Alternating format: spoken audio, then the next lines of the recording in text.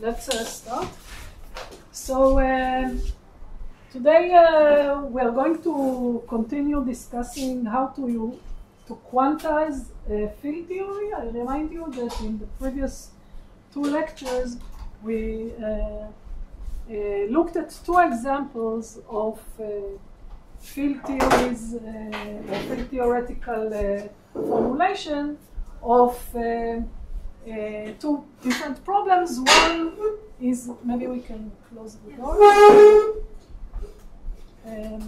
So the first problem we looked at, just write the title of today's discussion.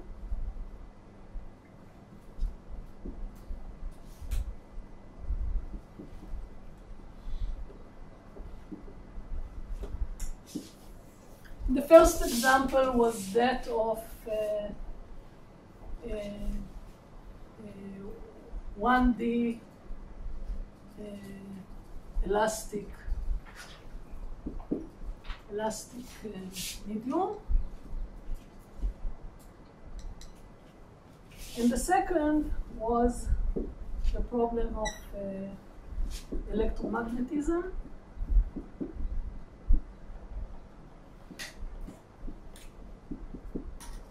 And in both cases, we got a description in terms of a Lagrangian, which relates to some field. The field is something that depends on space and time. And then we also saw how generally to get from a Lagrangian a Hamiltonian. And once we have a Hamiltonian and have variables that are related to momenta and coordinate, we already in business in terms of doing quantization, right? Because we basically can generalize the knowledge we acquired for quantum systems of a single degree of freedom, just generalize it to many degrees of freedom. So in particular, we started looking at the first example, which is the elastic medium. And just briefly reminding the end of the last lecture, we derived, first of all, a Lagrangian, which is a functional of the space and time derivative of the field. And in this case, the field phi is the continuum limit of a displacement of particle on a string. Okay, so we really started from individual particles that are masses on a string, and we're connected by strings, but these particles are interacting because they are coupled by strings, and therefore they are not useful degrees of freedom. The Lagrangian and the Hamiltonian depend on the interaction between them, and that's reflected by the fact that here you have derivatives of the field and not just a local dependence on the field. From this, what we got last week is a Hamiltonian written in terms of, you can of course write it in terms of the displacement field phi and its momentum conjugate in the continuum limit. But because of the derivative here, we saw that it's better to switch to Fourier space and write the Hamiltonian in terms of momentum states, in terms of the Fourier transforms of phi and the momentum pi. So let me write down the Hamiltonian and remind you of this was just where we ended last week.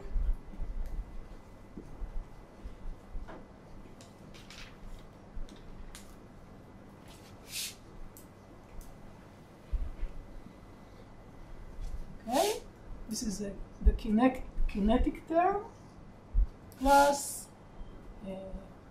m omega k square over 2 of phi k, phi minus k, where, sorry? Yeah, question? Where here phi k is the Fourier transform of phi of x, and pi k is the Fourier transform of the field phi. So on the way here we define the momentum conjugate to phi. And k is a wave vector, or since we are in one dimension, it's just a wave number related to the wavelength in the usual sense. And the values of k now depend on details like the boundary conditions.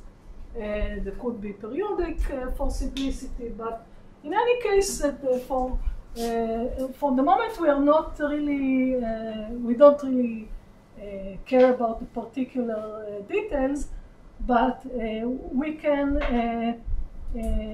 usually, if we have a finite volume, there is a discrete set of k's, and we can write it as a sum. If we are in infinite volume, we can take the sum to an integral because we have a continuum, okay?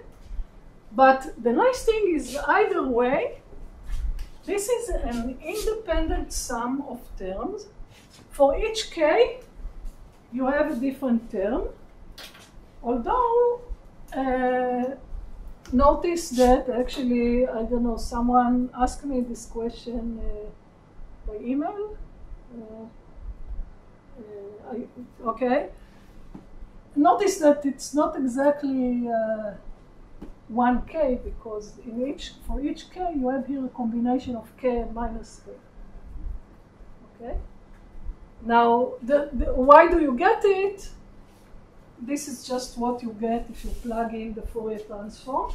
Well, we also mentioned that because phi and pi in real space are Hermitian, or are real, sorry, we're still not talking about, they're Hermitian operators.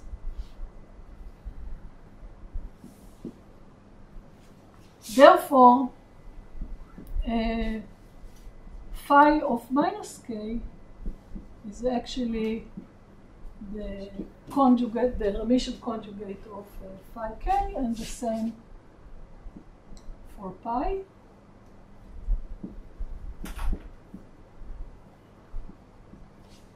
Okay, so these are not Hermitian operators.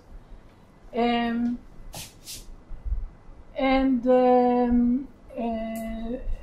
you can, if you actually look at these expressions, pi k, pi minus k, is kind of like pi k dagger pi, which reminds of ladder operators of a harmonic oscillator, but not quite, because they are still the momenta and coordinate.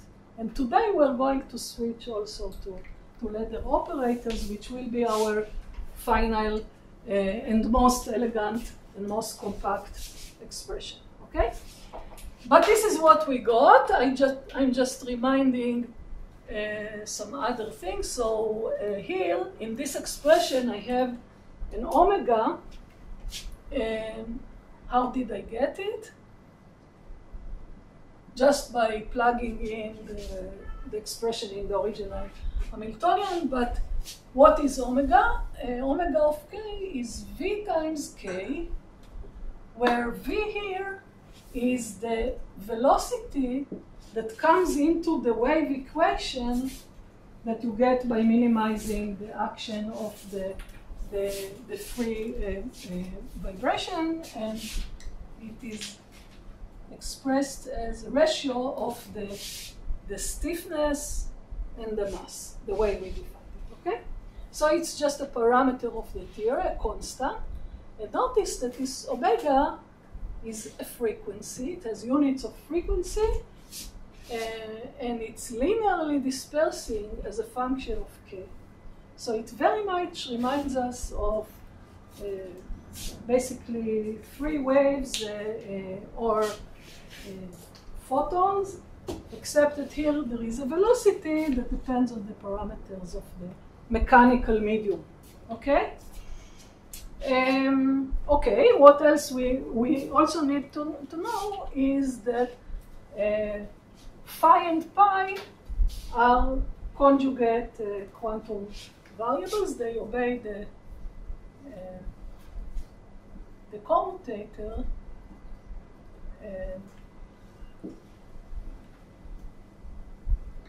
Okay, so phi is a coordinate, pi is a momentum, and they obey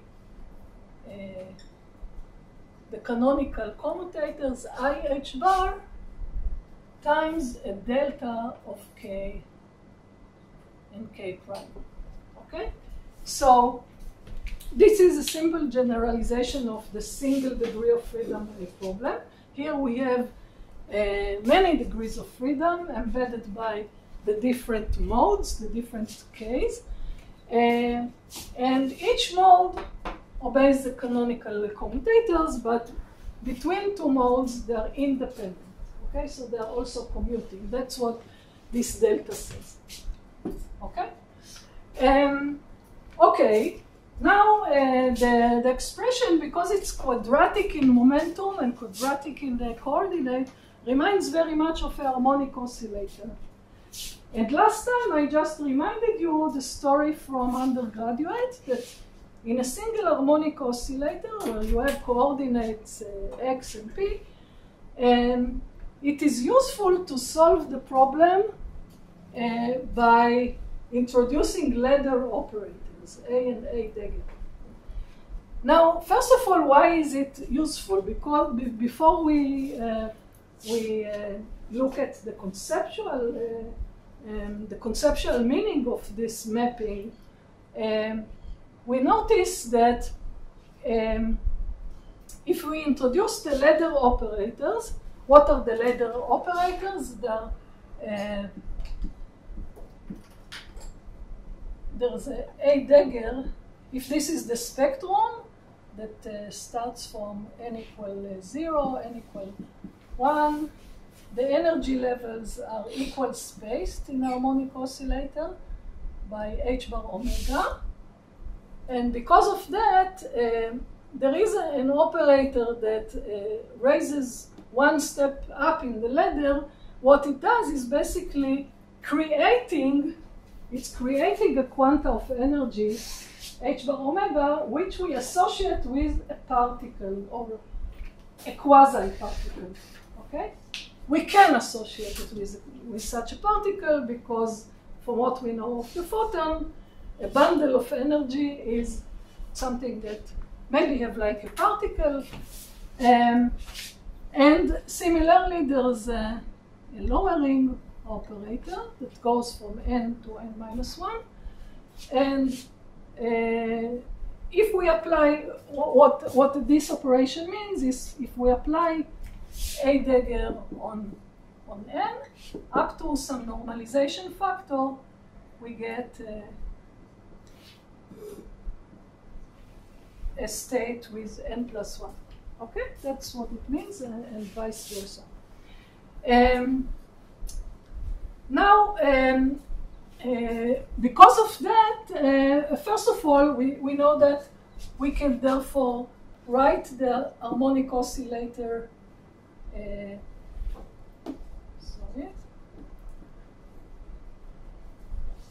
We can write the Hamiltonian in terms of A's and A daggers, and this is how it looks.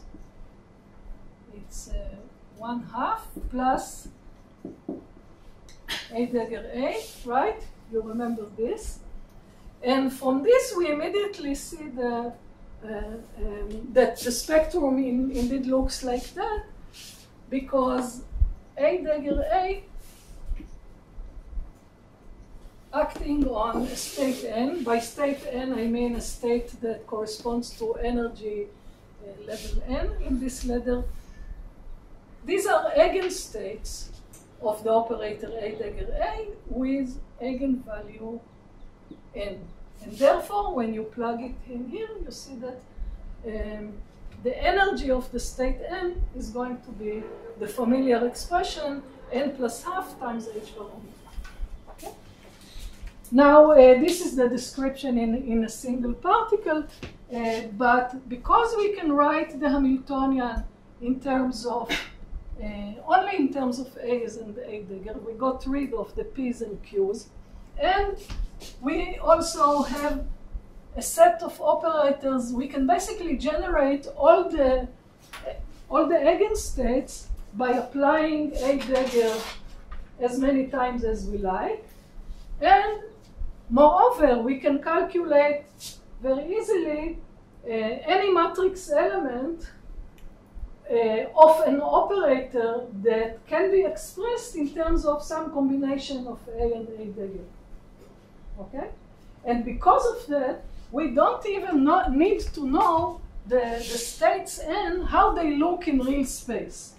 Okay? You learned in your undergraduate that these wave functions, if we go to real space, there are some nasty wave functions, there are Hermite polynomials and blah, blah, blah. There's solutions of differential equations. All of that we don't really need for many, many purposes. Okay? All the information, once you have this set of operators, in fact, the three type of basic elements are the creation, annihilation, and conserver. Okay, this is just like in Indian mythology. Okay, they're the three basic elements. From these you can build everything. Okay, and therefore it's very useful for practical purposes. But moreover, there is a conceptual step here, because we realized that the physics of a harmonic oscillator is contained in the idea that there is an emergent particle here, a single type of particle, and this particle is a boson because it can occupy a single state as many times as you like. You can put infinitely many states, and a state n of a particle. Let me remind you how we express the state just in terms of creation and in terms of the creation operator A dagger.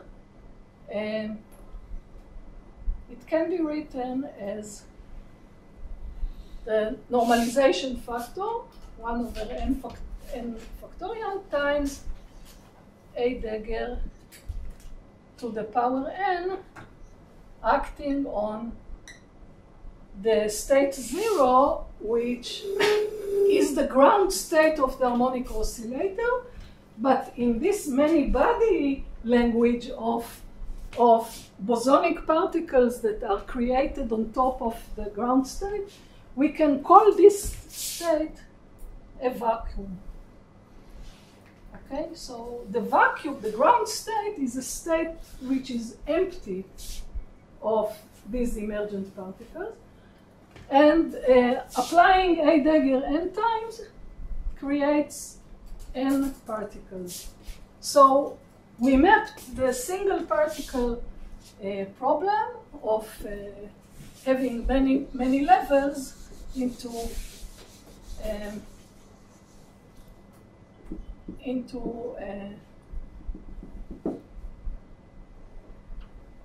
a problem where you have a vacuum level and a single energy state above the vacuum. And in this energy state, you can occupy a certain number of particles. And that's the picture, okay? So now we want to do the same thing here, and technically to get to the mapping into the ladder operators, we needed to define some linear combinations of momentum and coordinate. Now I want to do the same thing here. I want to replace the phi and the pi by some A and A dagger, but we have to be a little careful, because here we don't just have a phi and a pi. We always have combinations that are pi k and pi minus k. Okay? So let me now define the ladder operators in a consistent way, so that we get what we want. Okay, so this I'm erasing. This was just a reminder. Just write here the velocity because we may need it, I'm not sure. All right, so how do we define them? So A, this is what I'm now writing is a definition, is a square root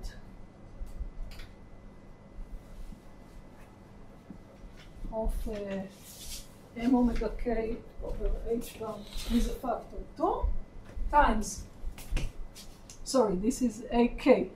Okay, so I define this for each k times phi k plus I over m omega k. So up to now it's exactly like in the harmonic oscillator that you are familiar with, but here I put pi of minus k.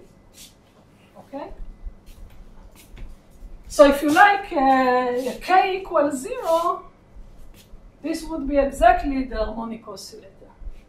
But in our case, there's no k equals 0. Why? Because for k equals 0, omega is 0, and you get nothing, basically. Okay? No, but there is no such state. Omega is 0. There's no such mode. Right, yeah, right. In fact, you know, k equals 0 is like a constant shift of, if you have a crystal and you shift it rigidly, that's what k equals 0 means. So it's not really a degree of freedom. Okay? Okay, so this is A, and therefore what is A k dagger? Then it must be just the Hermitian conjugate of this, right? What is the Hermitian conjugate? Phi k minus I m. No, almost. Be careful, be careful. Phi minus k. Exactly, very good. It's phi minus k, because phi is not Hermitian. Yeah, it was minus I. And then minus I. Omega k.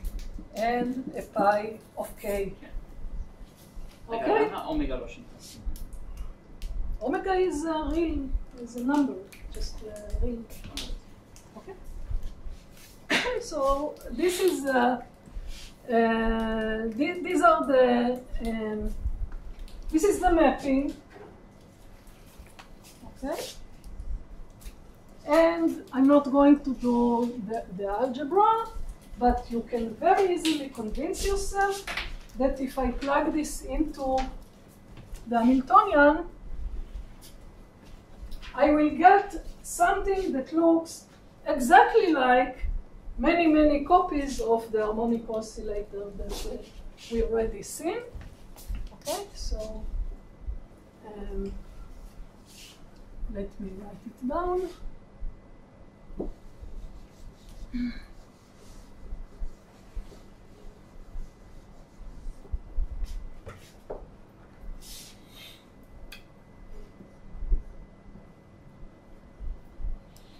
So this is the Hamiltonian. H bar omega k times A dagger K AK plus the half.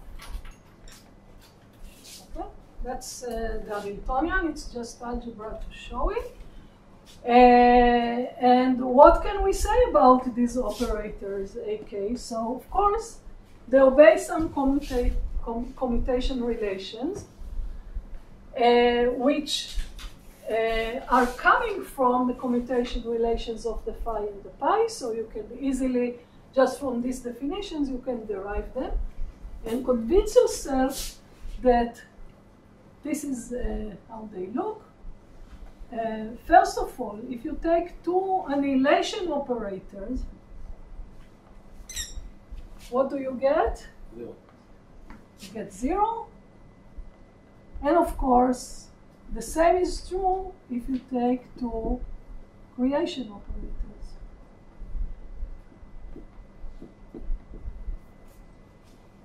Okay? So first of all, these are commuting.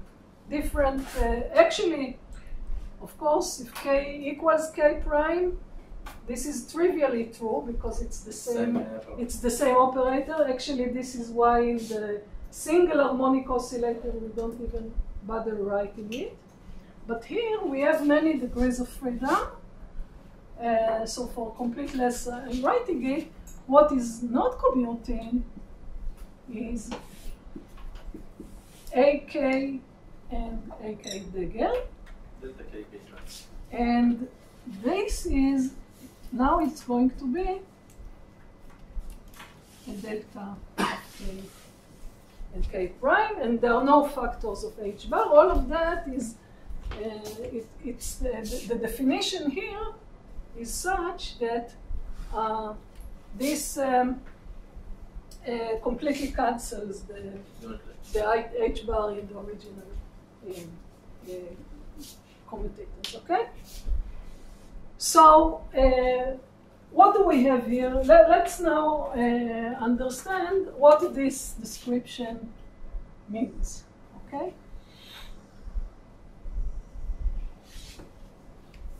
Okay, and I'm claiming this is the most compact way of expressing the quantum theory of this problem, of this mechanical problem. And there is only one set of operators here, these A's and A daggers, creation and annihilation. The Hamiltonian is expressed in terms of them. And different modes, different K's, are represented as an independent sum, so they're non-interacting. And it's just many copies of a harmonic oscillator, except what is the difference between each mode, between two modes? The omega is different, okay? So there's not one omega. There are many omegas, and each omega depends on the K via this dispersion load. So instead of having just one ladder with equal spacing of the energy, we have many different ladders, and each of them I can start from a ground state and apply the creation operator of some modes nk times. Then what does it do? In this new particle language that we defined for the harmonic oscillator, it creates nk particles of the mode k. And the most general quantum state of the entire system, how shall I write it? I want to write a wave function without writing how it looks in real space, just defining what information it conveys. The general wave function will look like this. So basically what we have here in this many-body description, we have a vacuum state that is like 0, 0, 0, 0, it's empty. And on this vacuum, I can, or above this vacuum, I can create 3 particles of K1, 7 particles of K2, etc. I can have many combinations. In each of them, the information is just how many particles are in state K. So the general state will look like this. It's NK1, NK2. Okay? It looks like this, where NK is the occupation of wave vector K. Okay? So this is the most general state, and we can express it in terms of the creation operator. How will it look?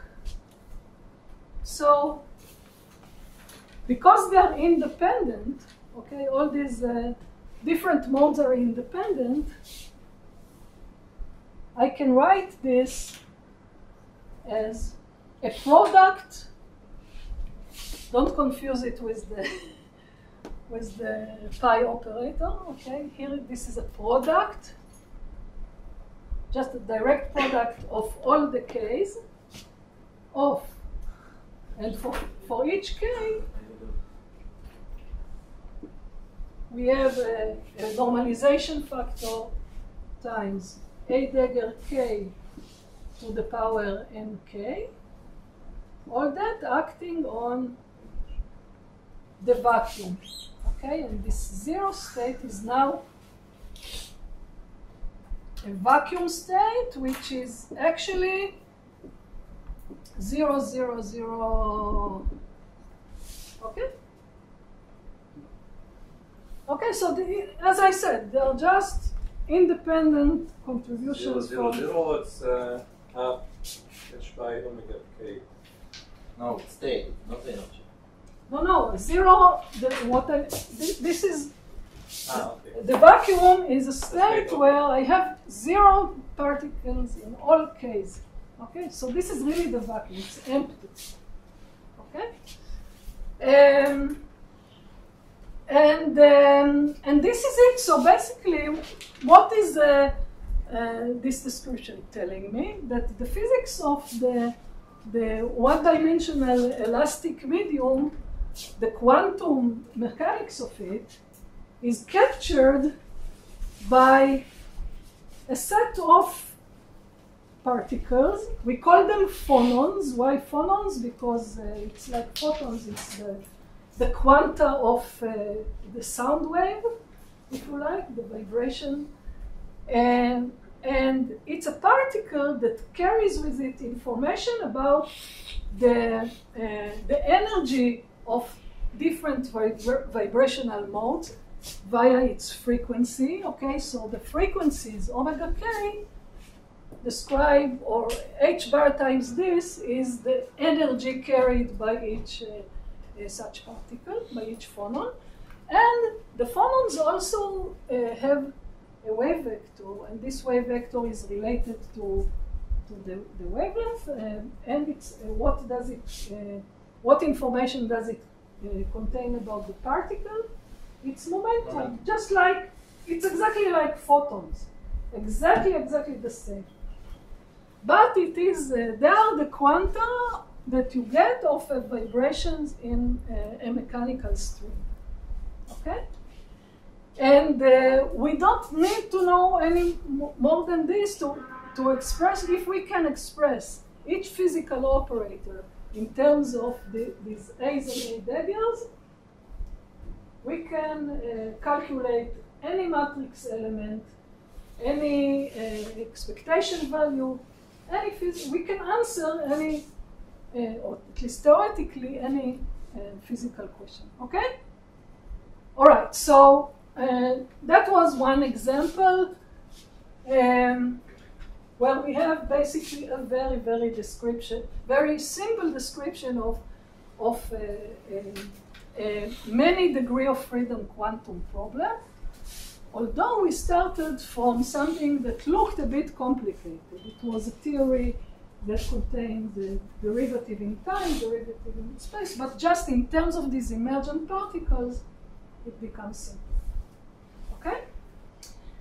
And the building blocks are the operators, their algebra, and the Hamiltonian in terms of these operators. That's all. Okay? Yeah. קודם כל לגבי ה-AK פלוס וה-AK שרשמת שם, את אמרת שזה מייצג חלקיקים ממש. עכשיו, חלקיקים האלה במרחב התדר, לא חלקיקים אמיתיים במרחב התדר. Let me say it once again. Anything that has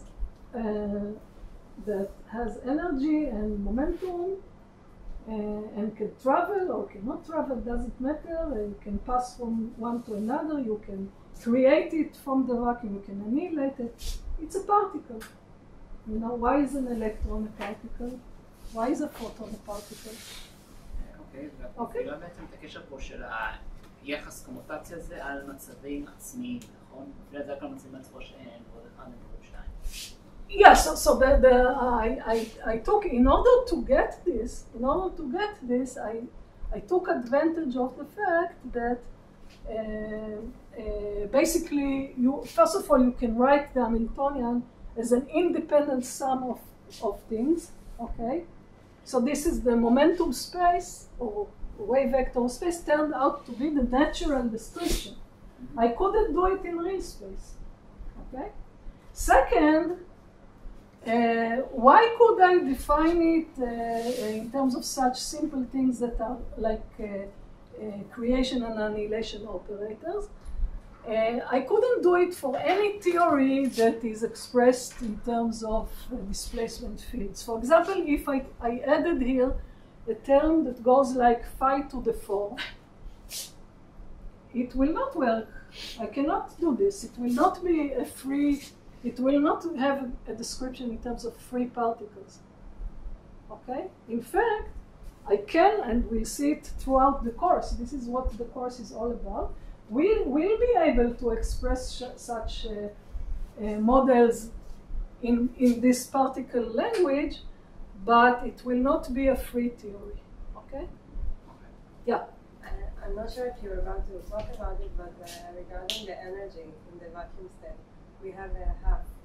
Yes, but it's a constant. In fact, okay, there's one subtlety, if you like. If I really have infinitely many values of k, like I can have a continuum, if I have a homogeneous infinite space, k is continuous, and I have half h bar k, I have a sum of infinitely many terms. This is infinite energy. But it has no meaning whatsoever. But it has a meaning that we have like the minimum energy in the vacuum. It's not. It would have, okay, so very, very good. So it would have, if you like, this infinite energy. In fact, in reality, it's not infinite. If you have really a piece of, string on string, there is some. In any case, it will have some energy, on top of which you can make excitations, okay? If you cool it to 0 temperature, okay, it will not have energy 0. In fact, it will have extensive energy, right? But we don't care about this.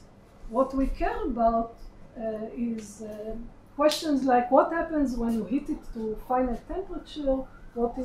Is there something that will contribute to heat transport, for example? And there is such thing, they are the phonons. And they really behave like particles. They can scatter, okay? If you have some defects in the string, they will scatter. They can, if you heat it up, you create more on them, you can transport them. All of that can be measured in the lab, okay? So it's a real thing, okay? And it is useful to think of them as particles. Now, okay, so we finished doing this for a problem that started from an interacting particle mechanical problem. And we moved to a description in terms of some new particles, and the advantage in the new description is that they're really independent, they're non-interactive. Now I want to do a similar quantization for the second example, the electromagnetism. And although the problem is extremely different, remember, how did we get the Lagrangian of the electromagnetism? We basically started from knowing the Maxwell equation, guessing a theory that is consistent with them.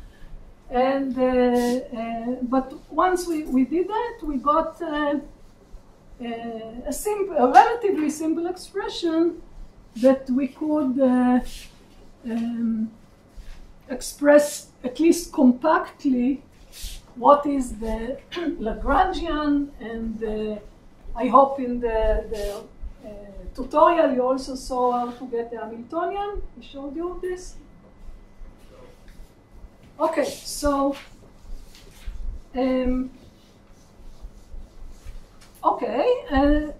so let me write down.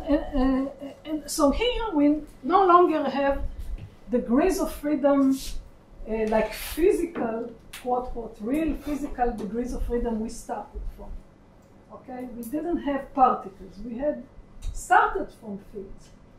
Nevertheless, we're going to get particles. These particles are already familiar to you, they are the photons, right? But now we'll see how to get them. And the result will be very similar to what we got in the mechanical example. Okay? So I'm reminding you of the Lagrangian. This is what you got. I hope that my notations are consistent with what Sar was writing, but this is how it looked. Okay, and now I'm forgetting about, there's also a term that couples electromagnetism to matter field, but let's forget about matter field. So I'm writing this for J mu equals 0. So this is electromagnetic waves in a vacuum. Now when I say vacuum here, what I mean is the vacuum of the universe, not the vacuum of the problem. Okay, let's be very careful about the word vacuum throughout this whole course. So I don't have matter, I just have electromagnetism, and it's this expression where F mu nu is, just reminding, it's this anti-symmetric derivative of the vector potential, and all the indices include 3 space dimension and time. Okay, so there are four vectors. Now, in a sense, this is very similar. It's similar to what we had in the mechanical problem, because there we also had a quadratic expression which contained derivative in space, derivative in time, but it's much more complicated because you have many components. Okay? So, however, there is one simplification we can make, taking advantage of a property of this theory of electromagnetism, and this is the freedom of gauge choice. Okay, so this I hope you also discussed, and you're also familiar with it. So there is a gauge choice. I can always map any choice of the vector potential to a derivative of a scalar function, of arbitrary scalar function gamma, and this will not change anything. It will not change the energy or the field, or anything you can measure does not depend on it. Okay? It's really a symmetry. It's a symmetry of the problem. Now, because of the gauge choice, we have a freedom. We can choose a gauge that is convenient. Okay? So what I'm going to do now is to use a particular gauge that will make this Lagrangian simple. And it will be simple enough that it will be easy to derive from it the quantization form. Okay? So let's make a choice, which is the so-called Coulomb gauge. And that is that the electrostatic potential is 0, and the vector potential is divergent. It's less. It's the divergence of A is 0. Okay. So this is called Coulomb gauge. It's very nice because there is one. We don't have any electrostatic potential here. The 0 or the time component of A for vector A is 0. We just have the 3-component vector potential. Okay. Now, when you use the Coulomb gauge, believe me, if I say that the result will be the following, I can re-express this Lagrangian as we lose one factor of 2, integral of, and now this f mu nu reduces to something very simple, which has only 2 terms.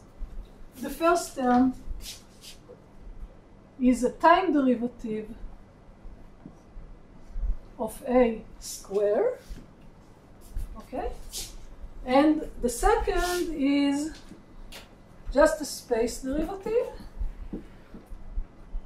and it's a curve of A squared, and that's all, okay? Actually, what are these? E and B. Exactly, so this Go is find nothing the- but electric field. Okay, so it's E squared, and the second term is B squared. Okay, so actually it's quite interesting because you already see, first of all, it has a structure that is similar to kinetic and potential energy in a mechanical problem of kind of a harmonic oscillator, right? Because this is a potential energy is quadratic in the field, which the magnetic field, which plays the role of a coordinate in a sense, and this is like velocity because it's time derivative. Okay, it's a kinetic energy, but not quite. But it has a similar form. This is already a hint that the quantized version of it and the degrees of freedom that we will get from it are very, very similar to what we got in the mechanical string. Okay, but still, now here A is a vector, and in the real space, there is a problem that the time derivative I actually want to keep. Why I want to keep it? Because in order to do the quantization, I first want to switch to Hamiltonian. To define a momentum, I have to take a derivative with respect to the time. So this I keep. But here again, I have a space derivative, which complicates this term, and it would look much nicer in momentum space. Okay? So just like what we do for the displacement field in the mechanical problem, I want to rewrite the vector A as vector potential. I want to express it as a sum of Fourier components. Okay? And this is how it looks. First of all, I put here a normalization factor where this capital omega will be my notation for the volume of the system if it's finite volume. It may be taken to the limit that it's infinite, but it's just a normalization factor. And then I have a sum over k of the components, which I will denote by alpha k vector, okay, because the A is a vector, so its components are also vectors, and they are vectors in three-dimensional space. And these k's, alpha k's, I allow them to be functions of time, okay? And these are the Fourier components, and to get the original field, which is the eraser.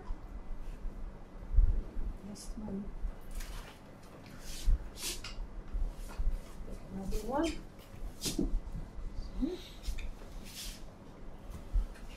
This is A of R and T.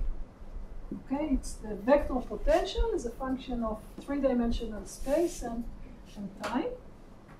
The time dependence is I keep as something that the alphas depend on, but here I have this is e to the I k dot r. Okay? So the alphas are nothing but Fourier components of Fourier components in real space of A.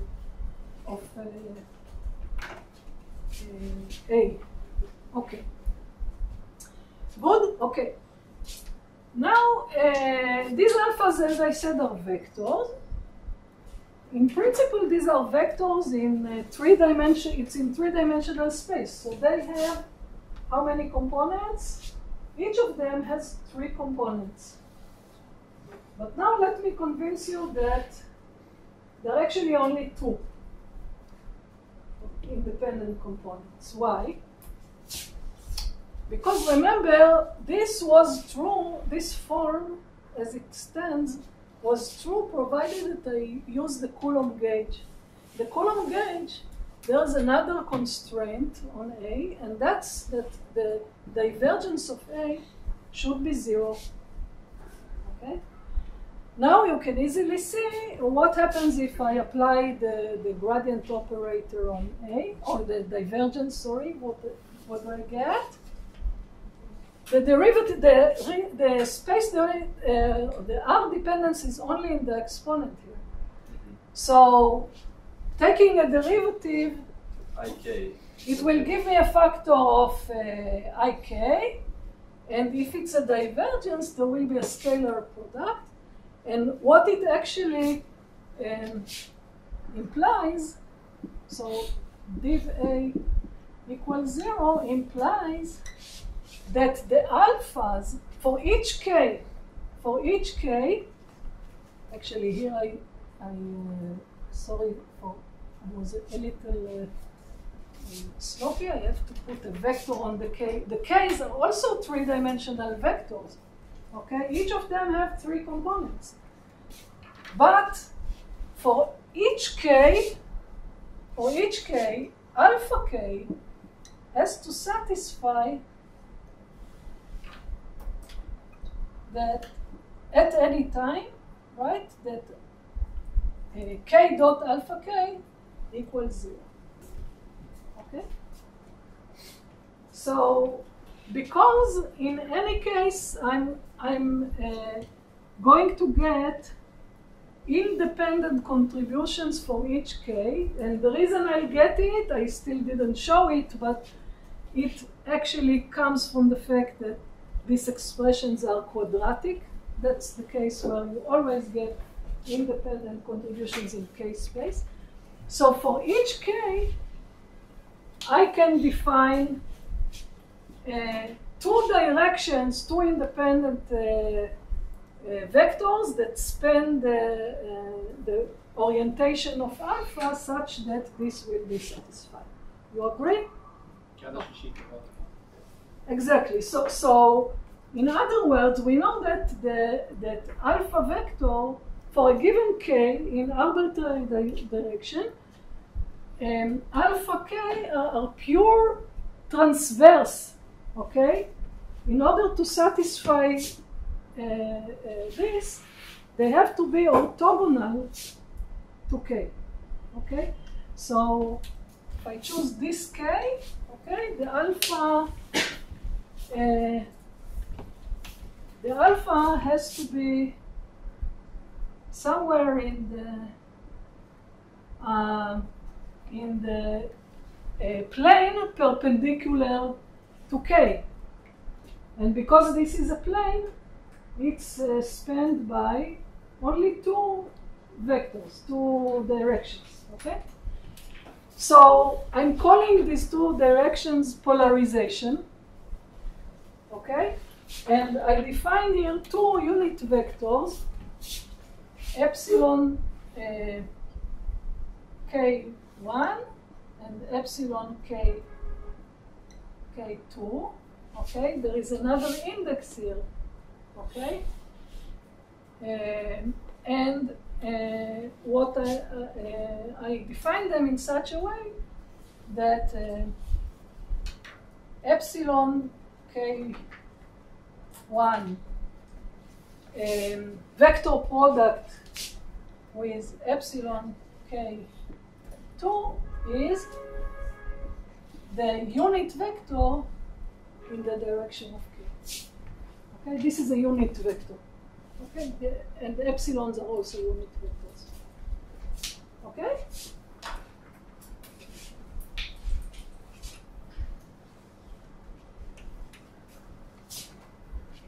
Okay, actually to be putting here this notation just for a unit vector. So these are called polarizations, and I want to emphasize that there are only two of them. Okay? In fact, they sort of remind you another degree of freedom for each K, which represents a mode in the sense of how it looks in real space.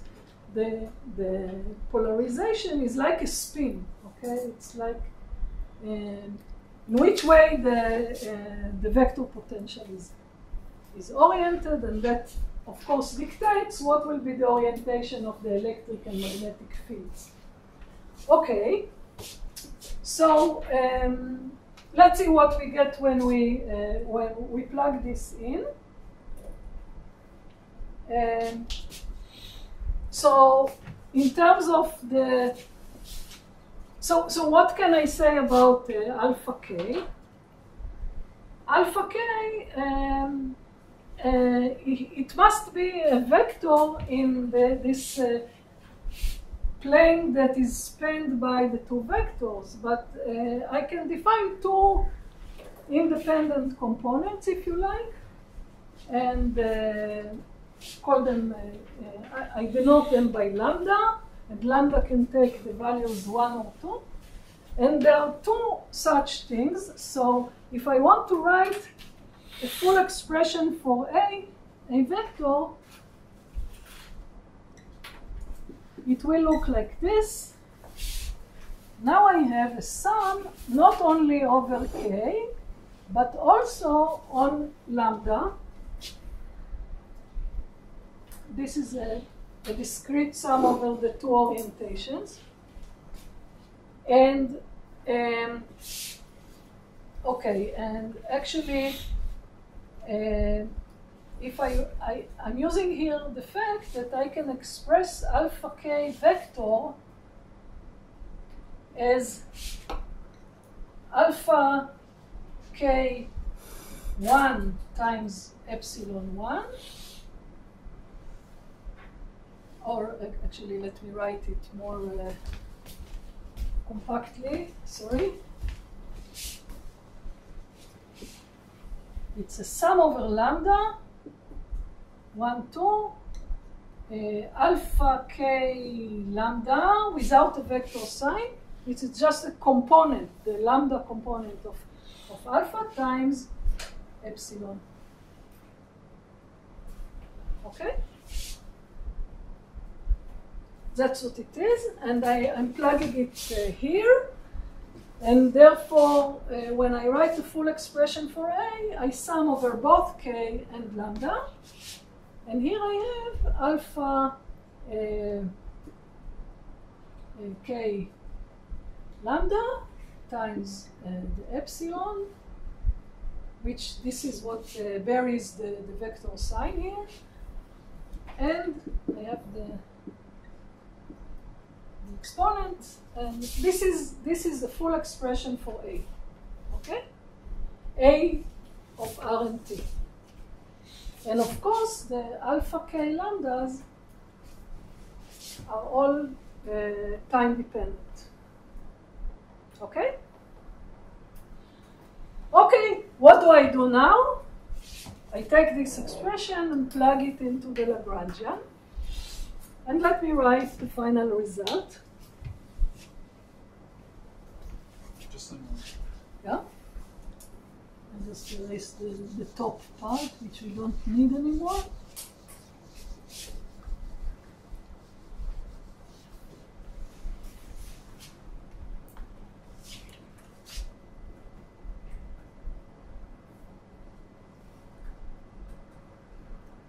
Okay.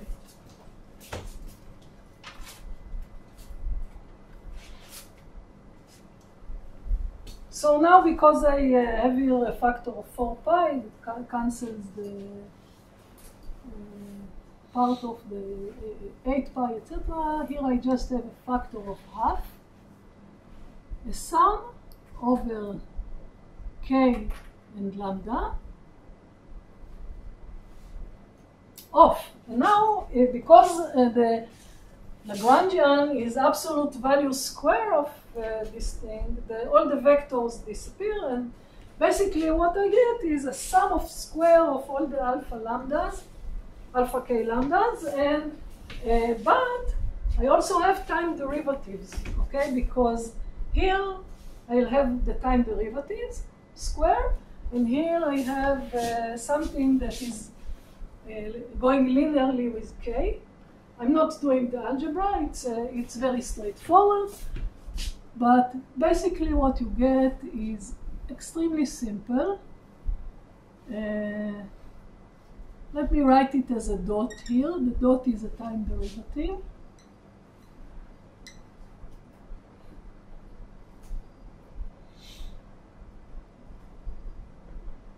Okay, minus, and this is like kinetic energy, minus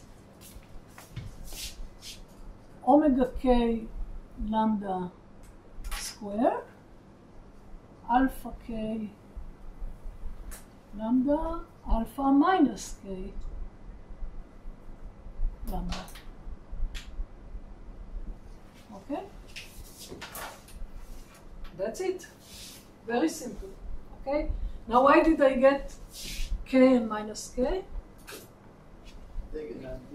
Just like what we had before, okay? Because when I start from something that is local in space and time, and the square of it, and when I write the double Fourier transform, I always get a delta function that enforces k and minus k, okay?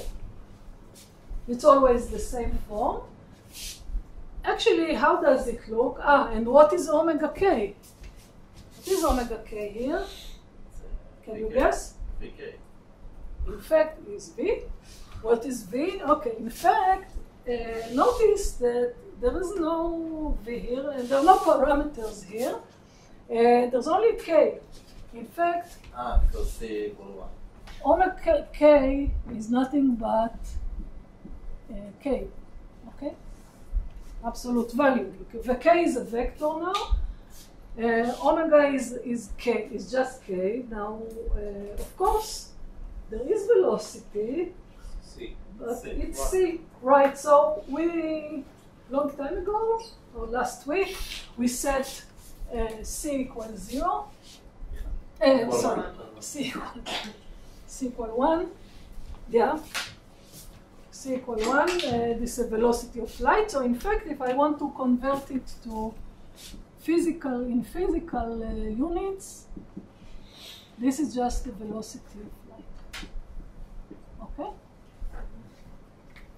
And by the way, the omegas, although formally I write it as omega k lambda, it doesn't depend on lambda. They all have the same, the two orientations are degenerate in the sense they have the same frequency, and the frequency only depends on the wavelength.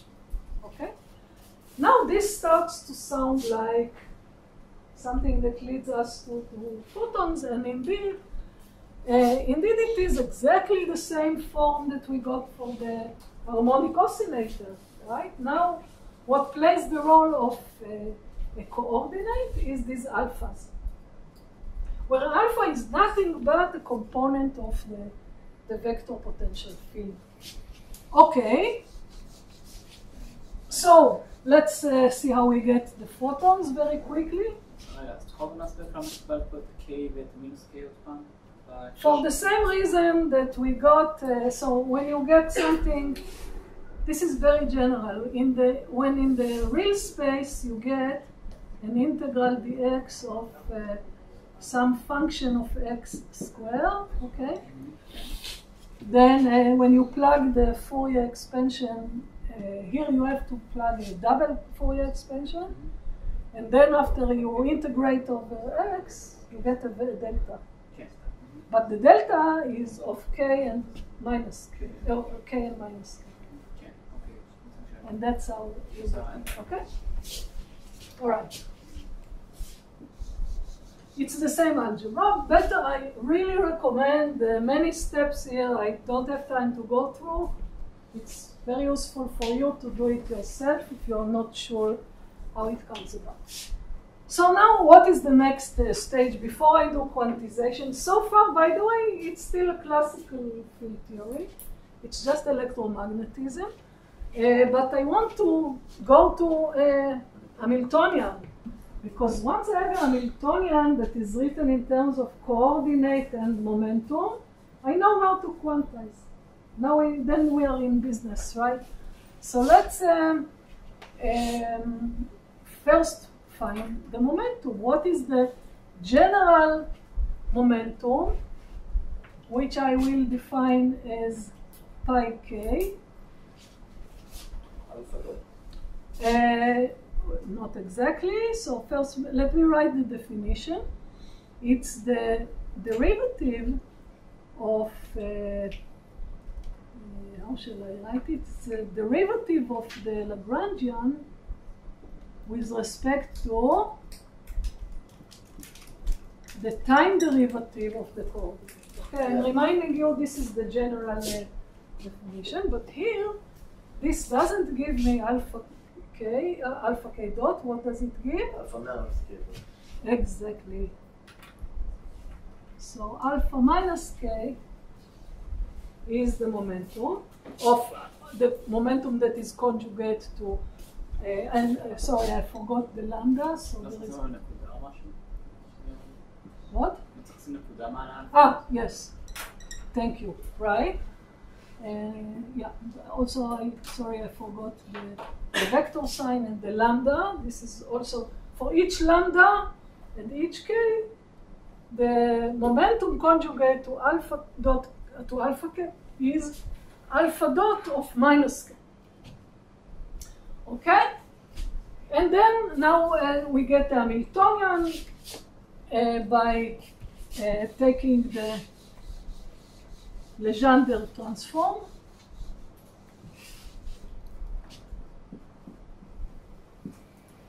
So we do the Legendre transform, which is again sum over k and lambda of pi alpha dot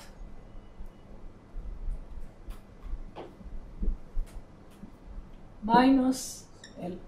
Okay? Okay, and this is the usual Legendre transform where I have to sum over, because it's like for each k and lambda, it's the momentum times the time derivative of the coordinate minus L, but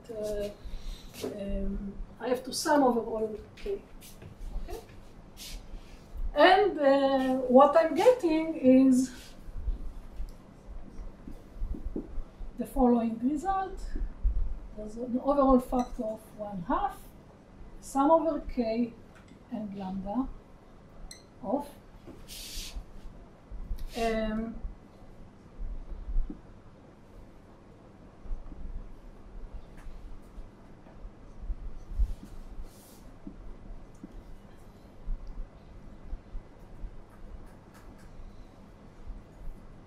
plus, let me just check that there's no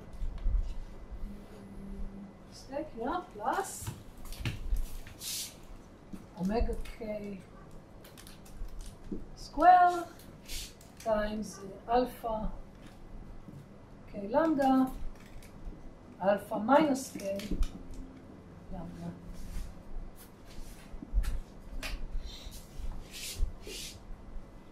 Okay? Actually, this is exactly the same as what we got for the mechanical elastic problem. It has exactly the same form. It has a little simplified form in terms of parameters, and that's because in this theory, which describes electromagnetism in vacuum, there's only one parameter, the velocity of light, which we set to 1. Okay? So that's why there are no parameters. There's no mass. Okay? But it has the same form. Right? And here the alphas already have, the units are already dimensionless in a sense. Okay? Okay. And the apparent slight complication compared to the mechanical example number 1 is that here we have more modes because we both have a wave vector with 3-dimensional components, and for each k we also have 2 polarizations. But so what? I mean, in any case, I have an infinite sum, so you know. So there are more quantum numbers, if you like. But the beautiful thing is that they're first independent. Second, they're quadratic. Okay, I emphasize it. Quadratic meaning they're only bilinear combinations of pi and alpha. And for this reason, we can do exactly what we did for the harmonic oscillator, which is to define A and A dagger. And the definitions are, in fact, identical to what we had in the mechanical problem. Let me quickly write them down.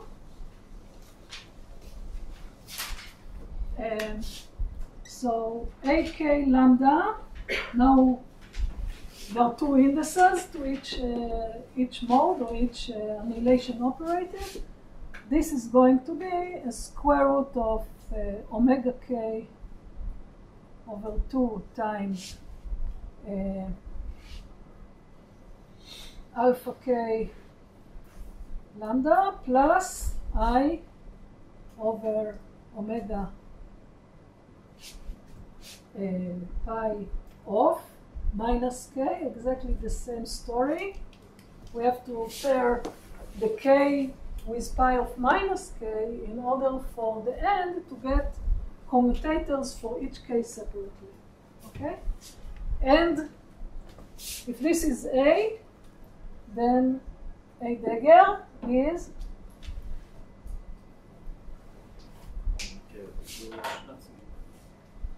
is just a conjugate of this, which is alpha of minus k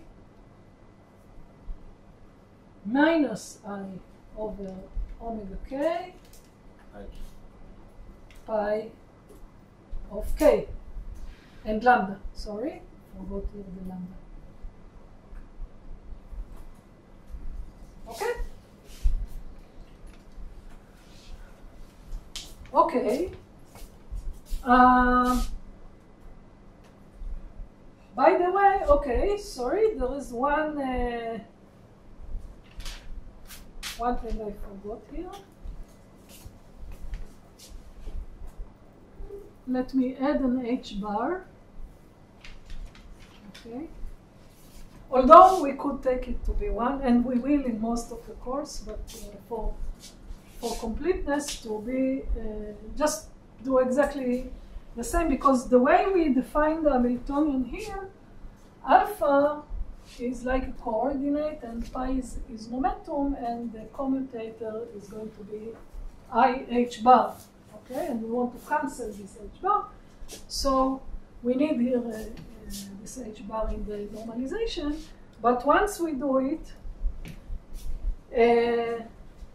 we get a set of commutators, which is that, first of all, two annihilation operators of different k's and different, or any k and any lambda, their commutator is 0. And of course, the same is true for the A dagger. Prime. This is 0.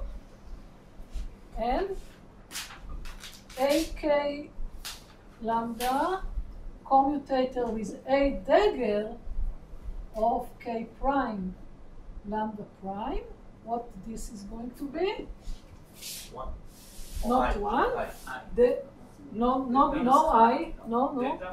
It's 1 provided that both K and lambda are the same, and 0 otherwise.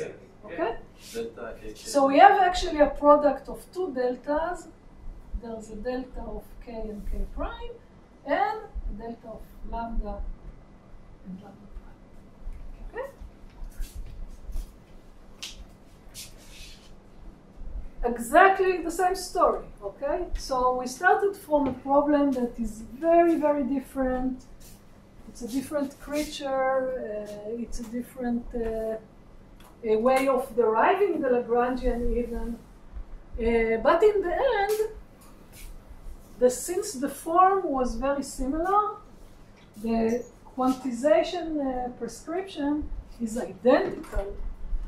And once again, we discovered that although we started from fields that are electromagnetic fields, electric and magnetic, we can define a particle description. And these particles are real. They are the photons. They are exactly the photons. And they are nothing but energy bundles that also have momentum that has to do with the K vector and all that story.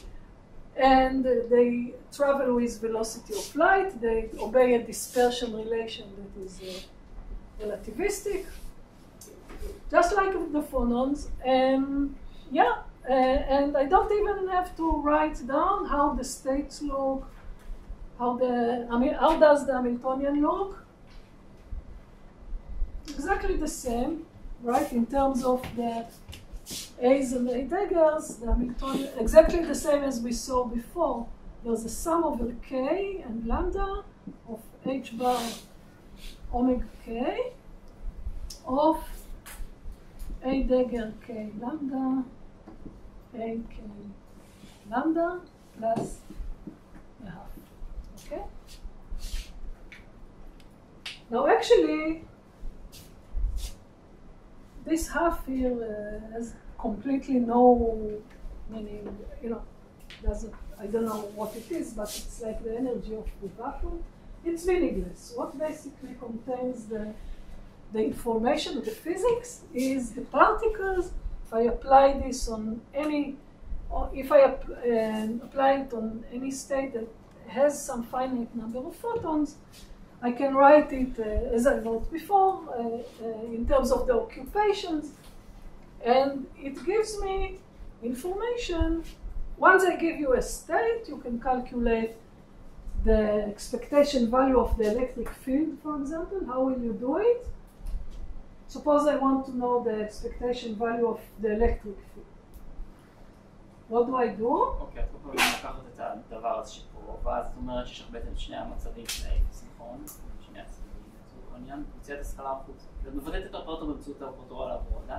Yeah, but the first thing I have to write, so anything I want to calculate expectation value for, if I use this language that all the states are described by applying A daggers on the vacuum, I need to express my field or my physical quantity in terms of A and A daggers. Okay? And I know how to do this because I know, for example, electric field is, for our gauge choice, it's a time derivative of A, but A I can express in terms of alphas. The alphas I can express in terms of A's and A daggers. I got something a bit long, but it's just a sum of A's and A daggers. And I can plug it into a state that has, I don't know, 2 photons, 3 photons, you know, one of each flavor, whatever you like, and calculate a matrix element and expectation values. Okay, I can do all the algebra in this particle language. Okay? Okay, so to summarize what we did, here is the favorite laser. What did I show you today? I showed you 2 examples where we started from a problem that looks a bit complicated because it has many degrees of freedom that in fact we take to infinity by going to the continuum limit. And we need some insight from the physics to get a theory to write down a Lagrangian. But once we have it, we have a recipe how to quantize in principle, because we can define coordinates, we can define momenta. We define momenta, we can get Hamiltonian. And once we get Hamiltonian, now it turns out in the 2 examples I showed you, and it's not guaranteed it's always easy to do it, I get Hamiltonian that has a very nice simple form. Why? Because it's separable to independent terms, independent modes. Second, each of the terms is quadratic in the field. And unfortunately, most of the problems in nature are more complicated. But if the problem is quadratic, and it doesn't matter if it's a bit more complicated, you could have a theory that has combination of alpha and pi, for example, but still quadratic. You can still rewrite it in some nice form doing these tricks, but and you can define raising and lowering operators just like the harmonic oscillator. The harmonic oscillator is the fundamental problem that deals with quadratic Hamiltonians. And that quadratic Hamiltonian is what ensures the fact that it has an equal leveled spaced spectrum. That's why we can define the particles, remember, because we need to have 1 unit of energy. Otherwise, we cannot play this game of saying that we have some new emergent particles, which are bosons. Okay? But in both those examples, we had a full quantum solution of the problem in this language. And I want to emphasize that we don't need so much information about the wave functions. Forget the wave function. What do we need? What are the building blocks of the theory? Algebra of operators, okay? And ability to express any matrix elements in terms of these operators. And any physical quantity of interest, okay? And that's it, then you are in business, okay? And in fact, even if you have, we'll show later in the course that even if you have a more complicated problem that has not a quadratic form, or has other things, or more flavors of degrees of freedom, interactions between them, you can still use this as a very good starting point, okay? And you see that the key element here is this definition of creation and annihilation operators. Okay, so maybe it's a good time to take a break. Let me just say one final thing about it. In the two examples that I showed you, we got a particle description where the particles were bosons. Okay? And I told you that all particles, for me, are on the same level. Okay? Electrons, protons, photons, phonons. But we know that there are different kinds of particles in nature.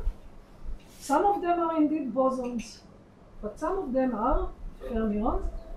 And the question is whether we can play a game, whether we can define an operator algebra like that for fermions. And that will be, of course, it's not trivial whether we can do it, and if we can, how? Because what we know about fermions is that we cannot occupy the same state infinitely many times. Right? They have to obey the Pauli exclusion principle. So after the break, we'll show how to proceed for the more general case. Okay,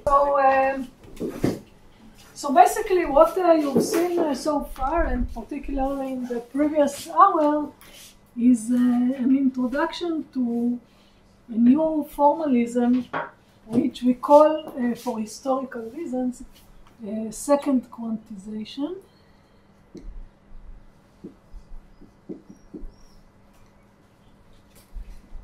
And basically what it is a formulation of quantum mechanics, not in terms of wave functions and Schrödinger equation of wave functions and states, but of course we define states, but instead of working with wave functions, we work with field operators, and more specifically with creation and annihilation operators for particles.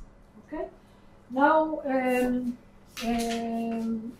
why is it useful? I think you are already convinced from the examples I gave, which were simple examples, that it gives an elegant and compact way of describing problems for which we know the solution.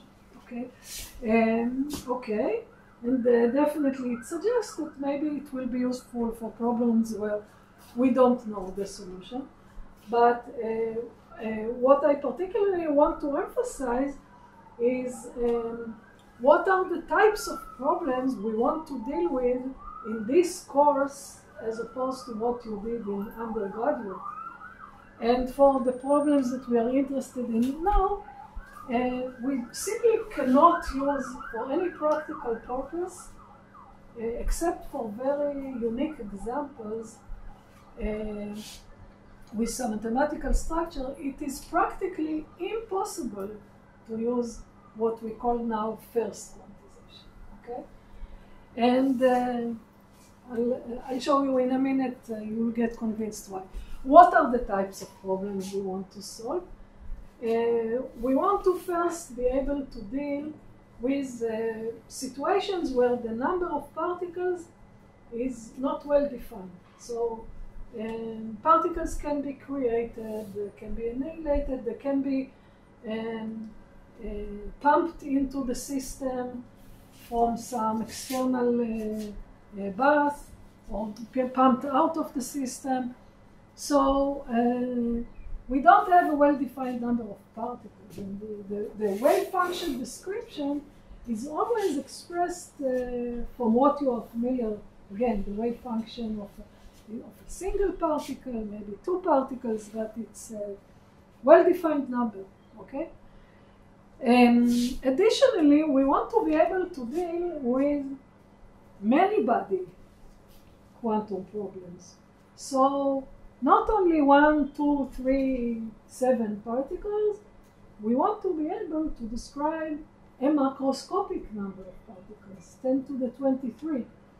And that really requires this language. Okay, so it is the basic formalism, without which it's very difficult to proceed, even if the problem is not so complicated.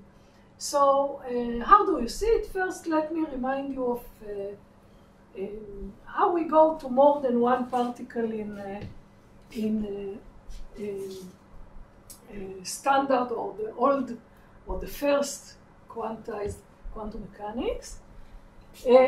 First of all, we can define single particle states. And the single particle states, usually it's useful to define them in terms of some quantum numbers. I denote it by lambda in general. And the lambdas describe the eigenvalues of energy or momentum or site in a lattice. They can be anything. And we want to solve a Schrödinger equation, right? We want to see what happens when we apply the Hamiltonian on such state, and if it happens to be, if this set of eigenvalues are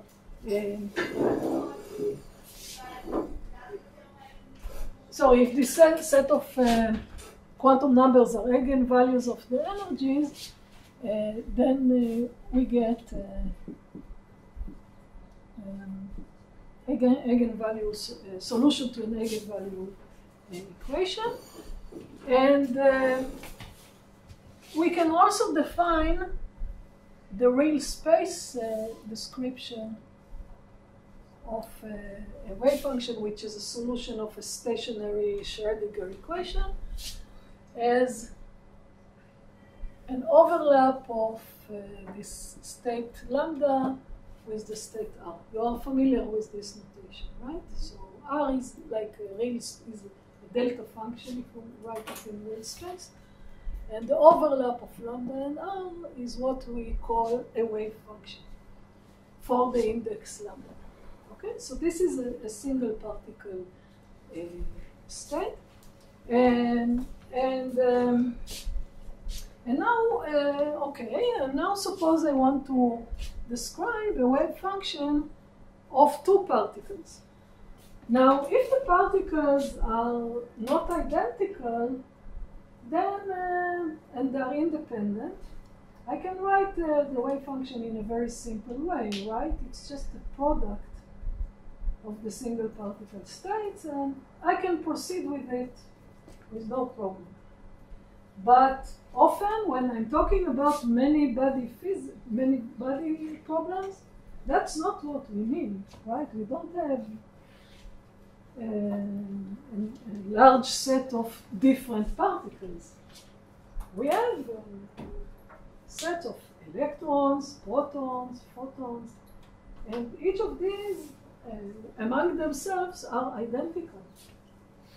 And in quantum mechanics, remember, because a wave function bears information that we cannot harvest unless we do a measurement.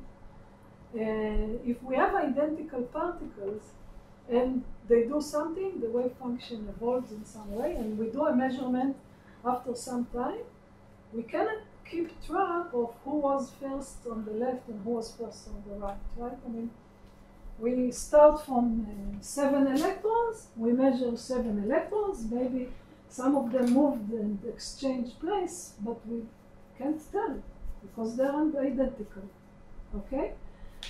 And in that case, it is not allowed to write the wave function as just a product. And in fact,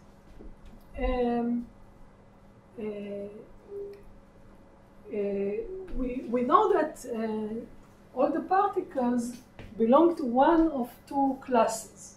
They are either fermions, in which case they obey the Pauli exclusion principle, and or they are bosons. What is the difference in terms of the wave function? Very good. So you already have seen it. I'm just repeating. So for example, if I want to write a wave function for two particles, so let me write it down first explicitly in real space. So for the rest of this lecture, I'm going to define here an index I denote by zeta, which is +1. I'm going to use it in formulas as a number. It's +1 for bosons and -1 for fermions. Okay, so instead of writing boson fermion, I'm writing it in terms of an index zeta, and you know what to do in order to get. You'll see that everywhere we can use this index to distinguish between bosons and fermions. So, so now I want to write a wave function that describes two particles as a function of coordinates R1 and R2.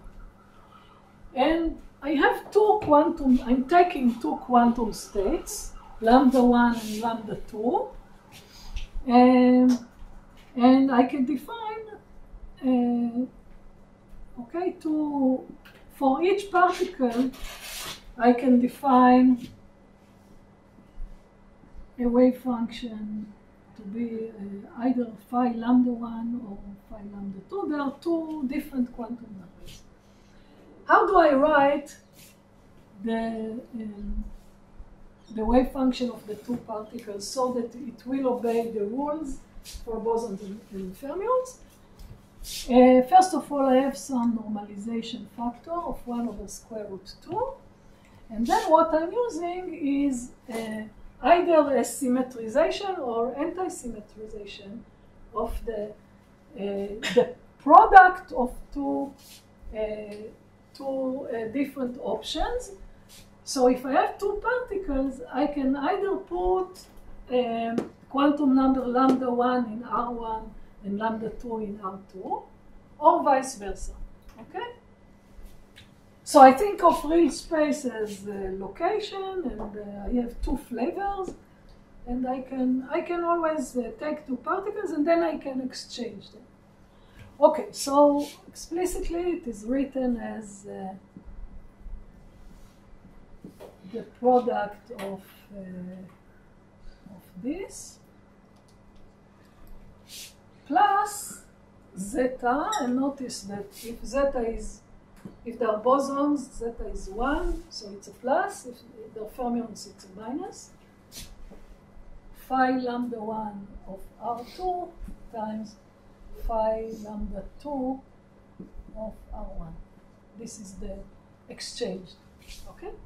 So this is for two particles, and there's only one permutation I can make on an initial choice of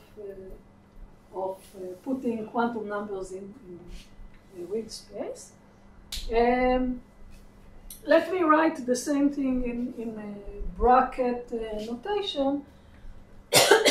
So I can also say that this wave function psi is in fact, I can write it as an overlap between a simple product state of R1 and R2 with a state that I will call lambda 1, lambda 2, which I'm going to define shortly. What is lambda 1, lambda 2? It's essentially 1 over square root 2, first lambda 1 and then lambda 2,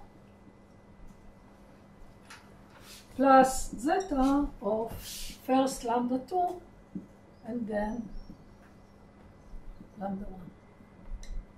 Okay, formally, what I wrote here is the same thing as written explicitly in real space, because I take the overlap in this term, I take the overlap of lambda 1 with R1 and lambda 2 with R2. Okay? Keeping track of the position. Okay? Is that understood? It's just a notation. Okay? Okay, so this is for 2 particles. Now, what happens if I have 3 particles? Lighter return. The how much? What? Lighter אז לצמצם זה מתאים רק לפרמיונים, אנחנו רוצים משהו. Yes, but let me, so you already know the answer that it's a Slater determinant, but I want to write it as explicitly, not as a determinant, but as something that I can use for either bosons and fermions. But what I want to emphasize is this: for 3 particles, how many terms will be in the sum? 6. 6. Not 3, but 6. Why? It's the number of permutations, right? And it's n factorial when you have n particles. So if I'm writing a state, now let me write a state for n particles.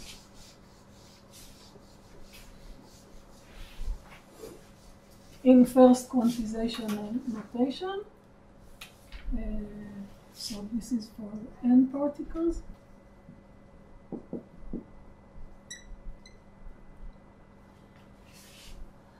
So lambda 1, lambda 2, dot lambda n will look like this. First of all, there will be some normalization factor, which is an overall normalization factor of 1 over n factorial. And then, just check something. And then there is another normalization factor, which is the square root of the following. It's a product over all lambda of n lambda factorial. Why do I have this factor? Because for each lambda, I can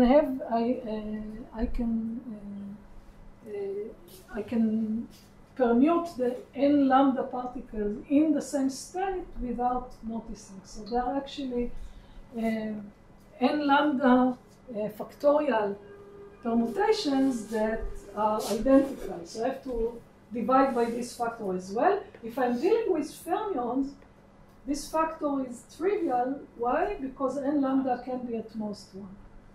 Okay? So this is the just normalization. And now I have a sum over permutations. okay? Where a permutation is I start from a certain ordering of my lambdas and I permute 1 with 3, okay? And then I have to sum over all permutations of, let me put here a factor of zeta to the power 1 plus sine of p divided by 2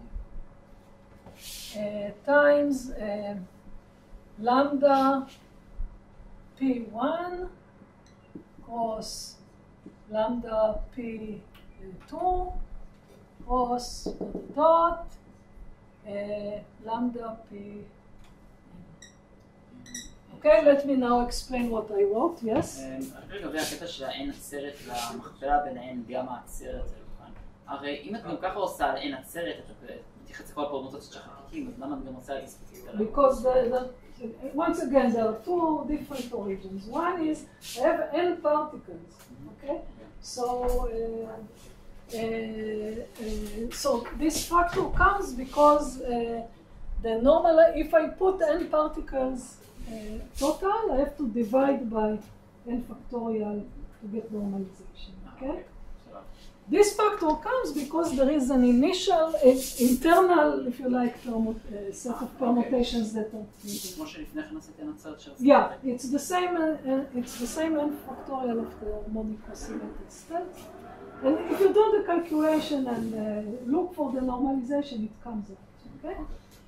Okay, but anyway, it's not important because all I'm writing here, we are not going to use. I'm just going to show it why we don't want this, okay? We really don't want it. So now, but first let me explain what I mean here. So P1 is a permutation of 1, okay? So all of these are permutations of the original indices. It's some reshuffling of the, so each permutation is defined by some reshuffling of let's say this and this and this and this, okay? And I have many options how to exchange, and each exchange of 2 is called transposition. No, not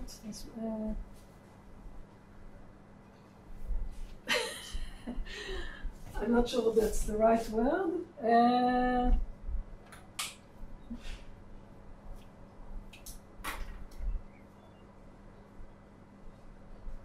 Yes, transposition. Transposition is exchange of two indices. The permutation is a product of many such transpositions. Okay? Okay, and what is the sign? What is the sign of P? It's the parity of the number of transpositions. So for each permutation, right, sign of P is the parity, odd or even, of number of transpositions.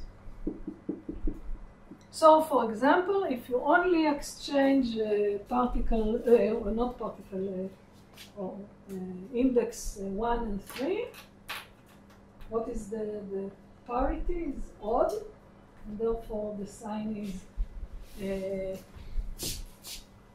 did I exchange it?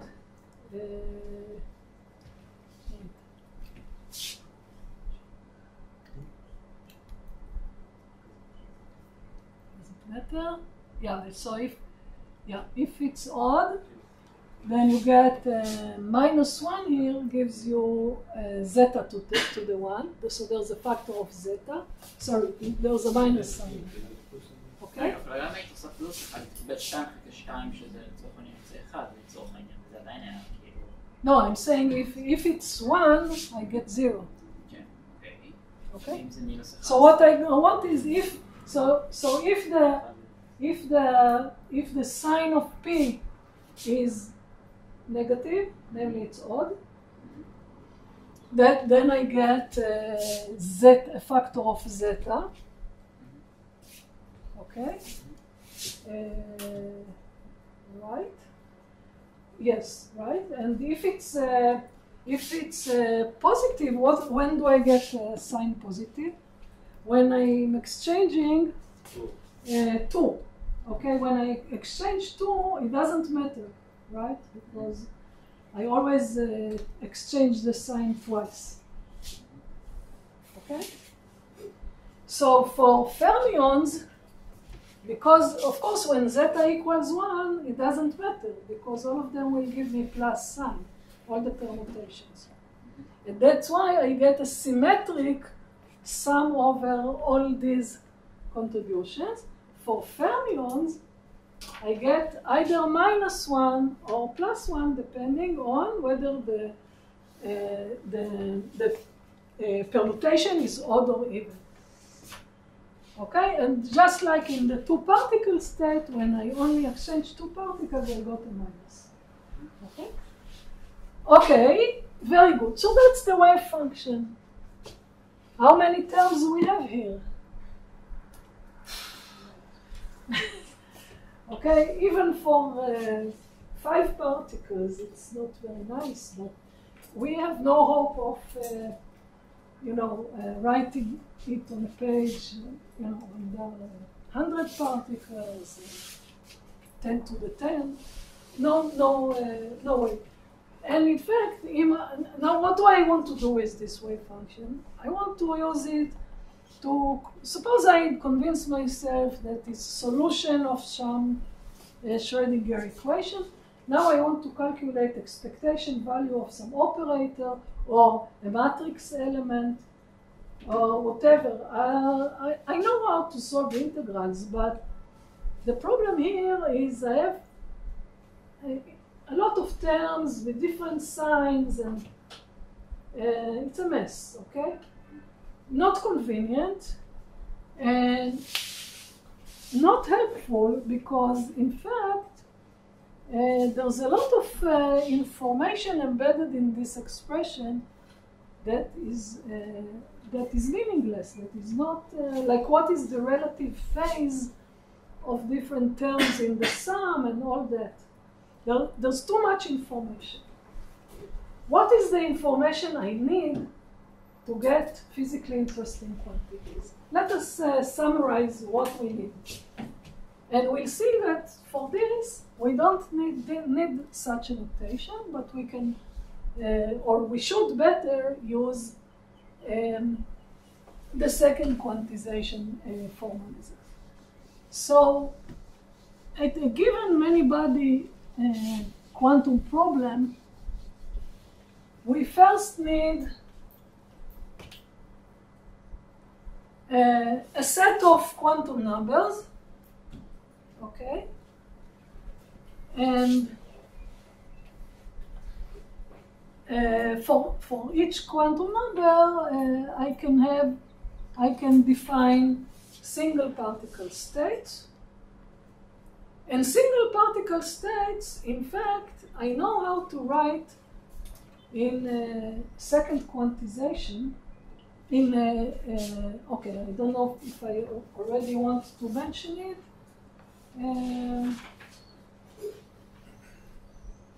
Let me not mention it yet, because there is one thing I didn't do yet, but I want to define a set of quantum numbers, okay?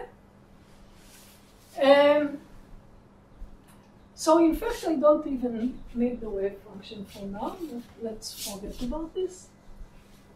And when I say quantum numbers, I mean the quantum numbers of a single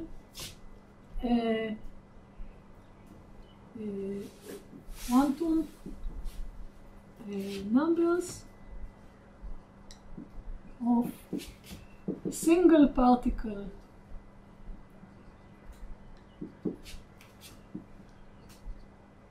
states,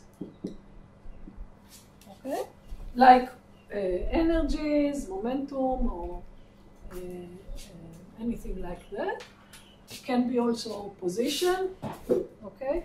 It can be a continuous variable, it doesn't have to be discrete, just whatever is convenient. Second, okay, we have a set of quantum numbers. Now, what do we want to know about our particle? We have one set of particles, okay? Let's say electrons or photons, and they are identical.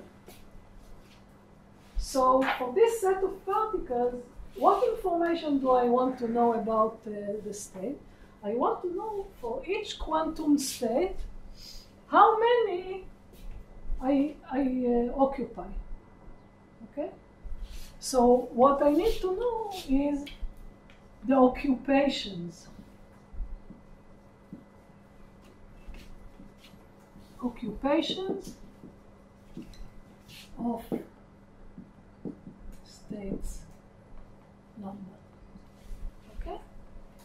For example, if lambda describes energy levels, I want to know how many particles are in each energy level. Once I know it, I can do statistical mechanics, right?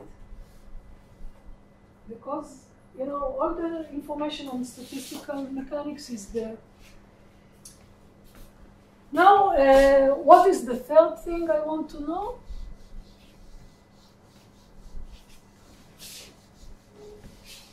And it's a very important piece of information. What is the type of particles I have? What are their statistics? In other words, are they bosons or fermions or something in between? So there is such thing that's at least theoretically, but not for particles that are stable like fundamentally, but in principle one can define things that are in between. We are not dealing with them. So we need to know their statistics.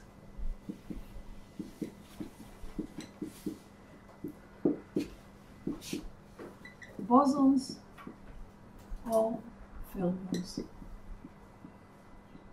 In other words, we want to know zeta. Okay? And that's it. Okay, that's it. Because if once I know all this information, I fully characterized my state for any practical purpose. I can calculate with it expectation values of operators. I can do statistical mechanics. Okay, because anything in any thermodynamic quantity comes from, in some way or another, depending on the ensemble, counting how many states are in each state. Okay, so instead of writing the wave function of the many particle system as I wrote before, as a row of n particles, where n can be 10 to the 23, instead I write it as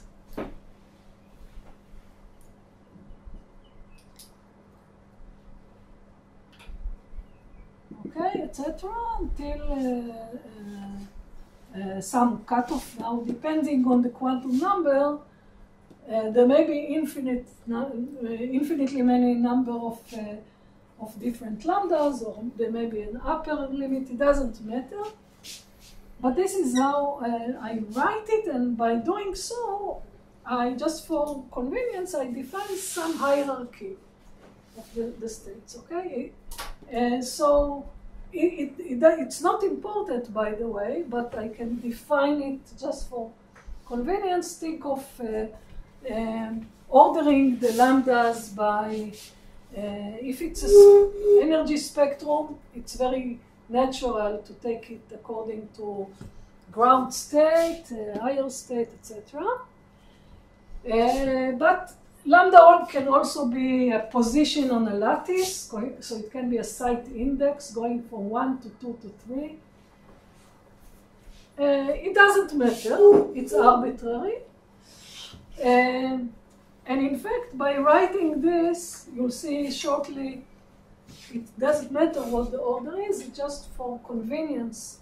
I want to, for shortcut of notations, I want to replace later n lambda I by simply n I. So this I just call n1, this will be n2.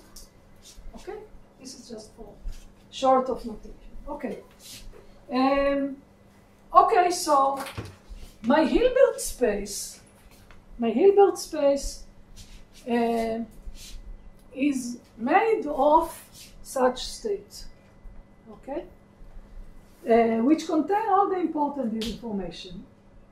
Each such state has some occupations, and the occupations are such that they bear information about the statistics, because, for example, if there are fermions, I can only have zeros and ones here, right?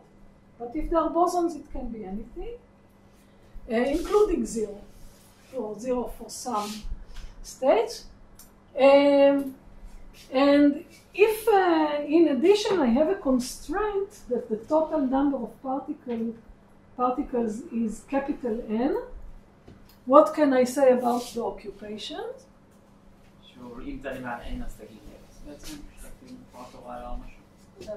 No, very simple. So this state just says I have N1 in exactly. So the sum over all the lambdas will have to be n.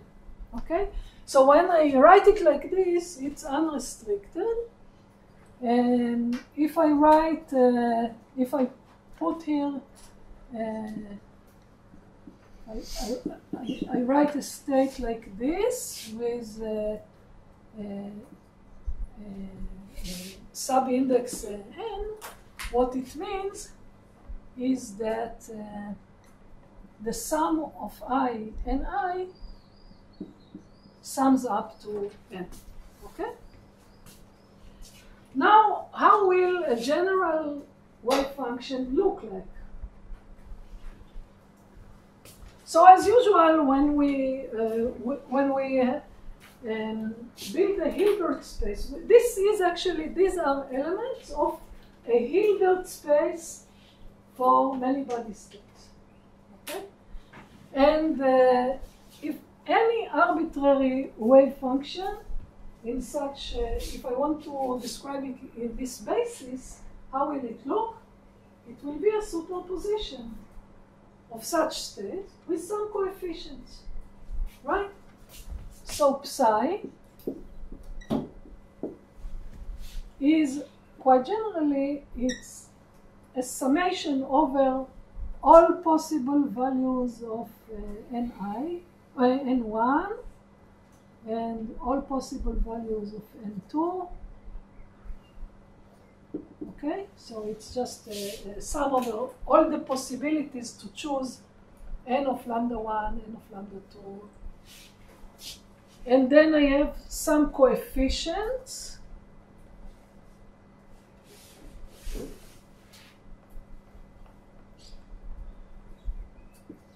C of this index of the state n1, n2, n3, etc. This is a state with no restriction on the total number. So, in principle, depending on what are the coefficients, I can have superposition of a state with 7 particles and a state with 10 particles, okay, or more, okay? So, it is a legitimate state, okay? If I want to restrict it to a constant number of particles by putting an index n, I put here an index n, What do I have to add to the expression? שם אין גם כל האלו של הקטים, לא?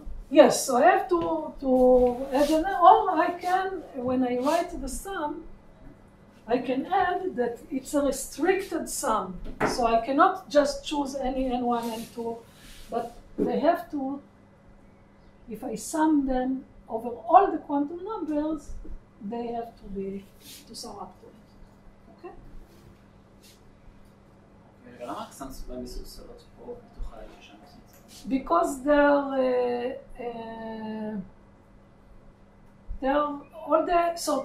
all the possible values of this. Okay? ובתוך הקט לא שמת. Actually, do I need? Actually, you're right. I don't. Sorry, if I'm writing it like this, I don't need. I could write it as. Okay, sorry. Take it back. You're right. I can either write it as a sum over all the possible values of n1, all the possible values of n2, and similarly, I don't need the curly. Okay? Or I can write it as a curly of ni. Okay, it's the same. Sorry, thank you for the comment. Okay. All right, so that's this is a most general state. And this Hilbert space, defined as a set of states of this form, or if you like, the space made of all the possible choices of ni's, it's called a Fock space.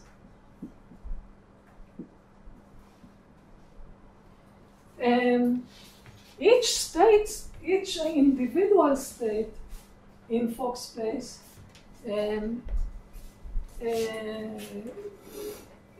each individual state in the basis of the Fock state has a well-defined number of particles because it has occupations, a well-defined occupation of each quantum number, but the general state can be a linear combination.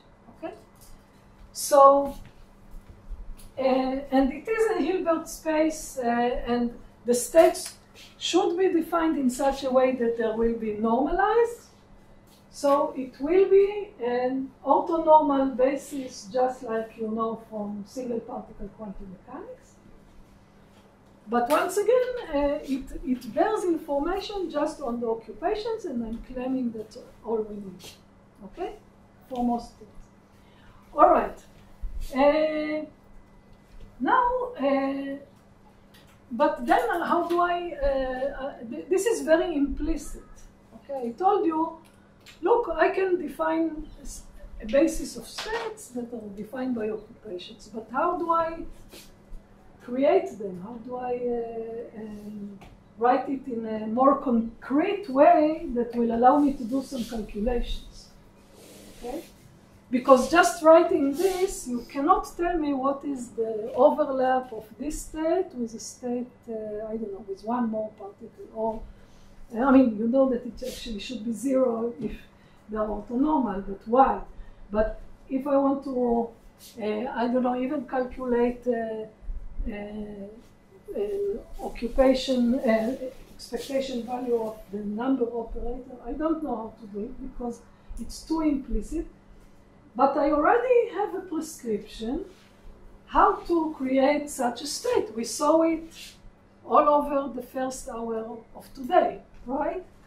What do I need? What is the basic element? I need, actually, I really need an A dagger, okay? I need to have a vacuum. Now, by saying vacuum, the vacuum is a relative thing. It is something I'm starting from. And on this vacuum, I want to be able to apply a creation operator and create particles. So I need to define in a consistent way, I need to define a creation operator. Let me now write the definition.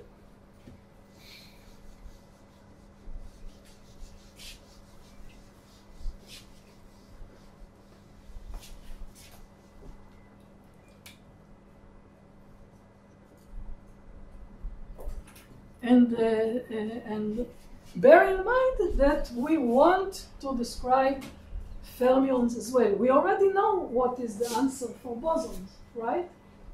What is the answer for bosons? For example, what is this state?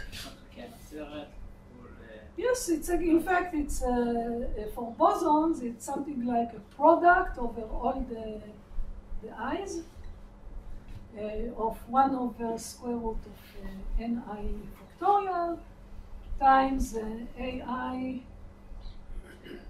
dagger to the power ni acting on the vacuum. Okay. This I know, but I want to now define a creation operator in a way that will be correct both for fermions and for bosons, bearing in mind that in fermions there should be something that will restrict me from having two particles in the same state. Wait, so I'm defining it in the following way, and it's easy to see that it will work. If I apply AI dagger on an arbitrary Fock state, what do I get? Because it's and here, okay, when I write, this is a long list, but somewhere here I have ni. Okay, what will I get? אולי ni ועוד אחד תחת שורש כפול המצב הזה כש-ni פחת ni. That's right. Now it's almost right. So let's see what we will have to make some correction, but I definitely know that for bosons I exactly know it's going to be there's a normalization factor of square root of ni plus 1 times the state with one more particle only on I. Okay?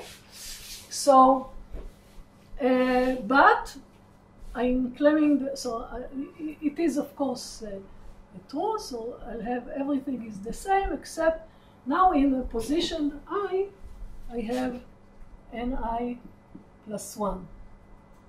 And then the rest is the same, but I'm missing something.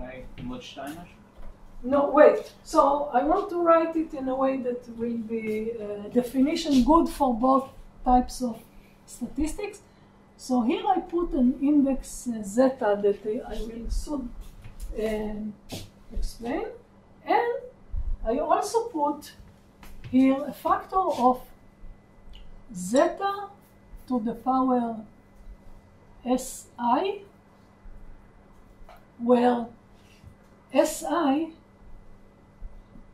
it's something that is called a string. So it's a sum of, how shall I write it conveniently? Okay, so yeah, let me write it as index j going from 1 to I minus 1 of the occupation nj. Okay?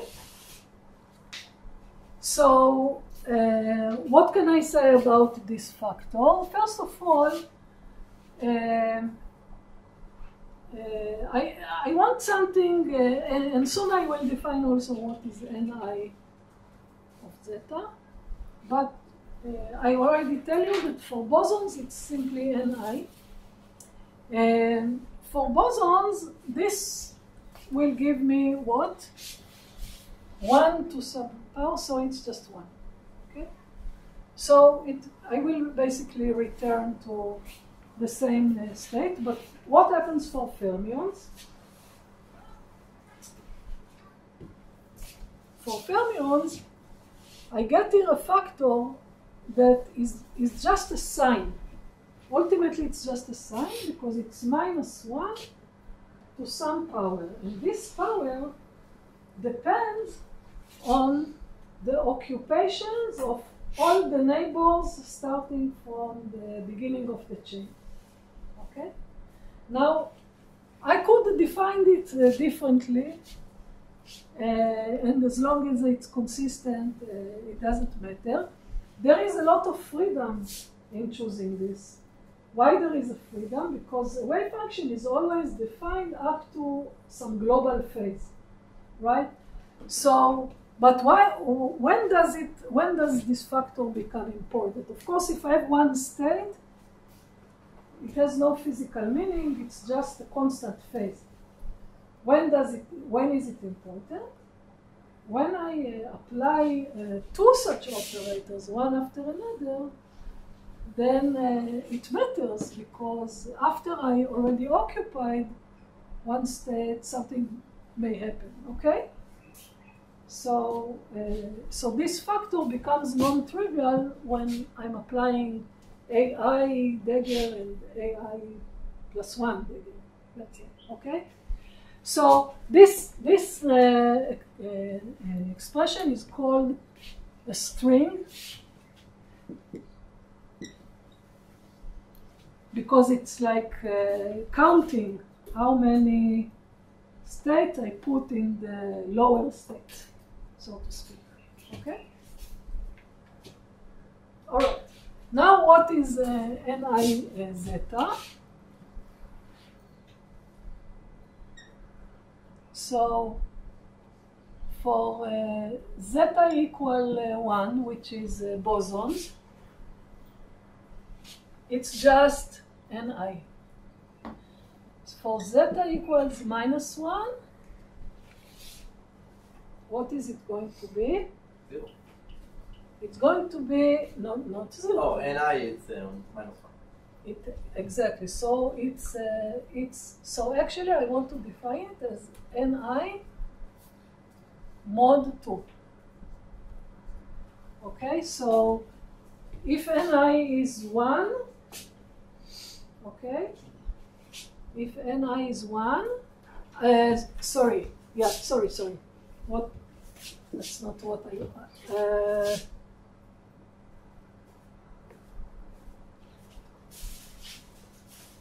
no, sorry, that's not, this will not work.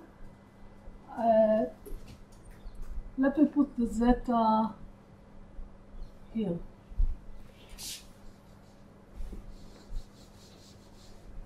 So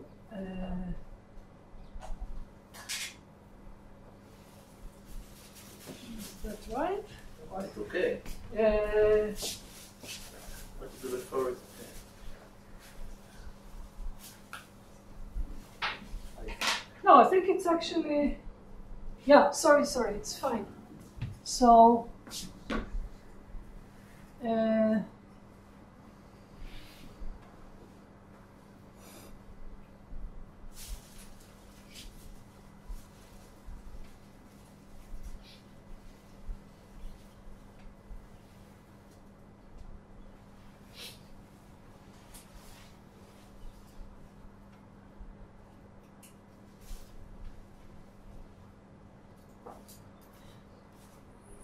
okay, so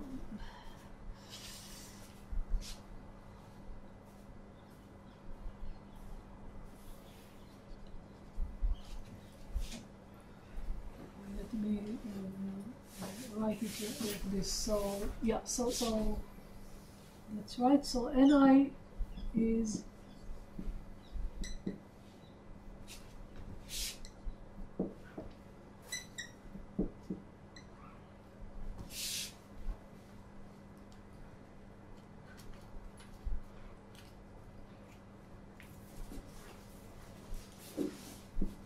so if Ni was 0, so this whole combination can be is only defined modulo 2. That's what I mean. Okay, so maybe I should put the zeta in both of them, then it will work. Okay, so if Ni is 0, then it's still 0 and I get 1, and that's fine.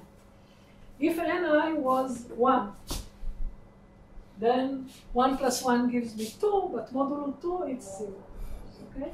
So in other words, if here I plug in ni equal 1, I get 0. That's a definition. Okay? And therefore, if I already have an occupied state, I cannot reoccupy. Okay? This immediately tells us that for fermions, for zeta equal -1, AI dagger square, what can I say about it? 0. It's 0. It's in fact identically 0. Okay, it's the 0 operator. Okay? Because what I want is, I want, this thing is also a number. Okay? Okay, so this thing inside the square root is defined modulo 2. That's what I mean. שגם ni יהיה מוגדר וגם כל הסוף. גם ni plus 1. Yes, both ni and ni plus 1 are only defined, all the numbers of particles are defined modulo 2. Okay? And then everything's fine, right? And all of these can only be zeros and ones. All right? Okay. So, good. So this will be great. This will work. Of course, I will still need to define an annihilation operator, but before we do it, we already know from this definition how to write a general basis state in Fock space. Because we already have experience with it from the problems that where we used it before. First of all, let us define a vacuum. What is a vacuum? And there is a unique vacuum, usually. If not, then that may be a more subtle problem, but for our purposes, there will be a vacuum state. Okay? Sometimes you just write it as a vacuum, okay, like this. It's a matter of notation. We'll use this notation. What does it mean? What is the vacuum? It's 0, 0, everything 0, empty, okay, by definition.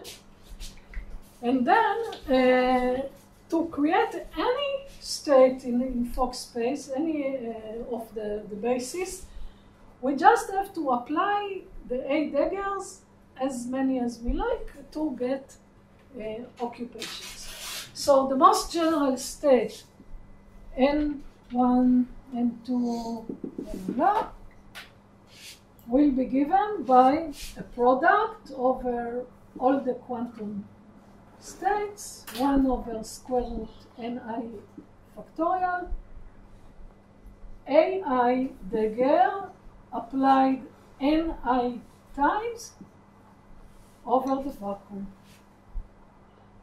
Okay, and that's it. And thus we expressed all our states in terms of creation and annihilation. No, in terms of creation operators. But of course, these are all how do you call it, the cat state or the bra? I never remember which is which. So the conjugate of this will be, I'll have to conjugate everything, and it will have, let me write it like this. So the Hermitian conjugate of this will be, of course, pi I and all this are just numbers. vacuum and then AI to the NI. Okay, so the annihilation operator is the Hermitian conjugate of AW. Okay? All right. If you like, this is sort of a definition of AI that we'll use. But before that, I want to go ahead with something important. So, okay, I defined a creation operator. I already told you that for fermions, it must be identically zero if I apply it twice. Okay, so, and of course I cannot apply it more than twice because I can only apply it on a state with an empty slot in I. Okay.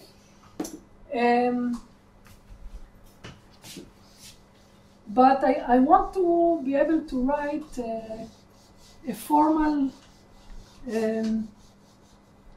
algebra that will convey the information about the statistics of the particles, and let us see that from this definition we can get it.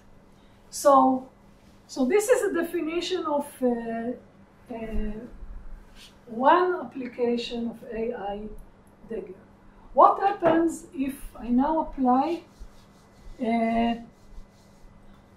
let me look at the following object. I first apply AI dagger and then AJ dagger. And first of all, let us look at the case that I is different from J. Okay? I is different from J, so I take a state, okay, that has N1, N2, and then it has some Ni, and it has some, let's say, Nj, okay, and I first apply AI dagger, and then I apply AJ dagger. I get something, I'm not writing it, and I will not do the algebra because you'll do it either in the tutorial or in the homework for yourselves. But then I want to ask the following. Suppose I exchange the order. I exchange the order, and I first apply AJ and then AI.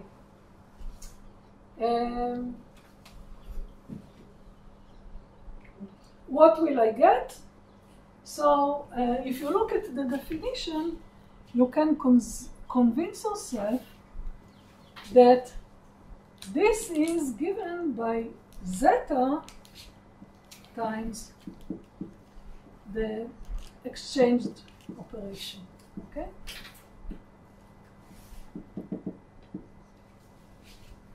Okay, and this is true because this is true for arbitrary state, okay?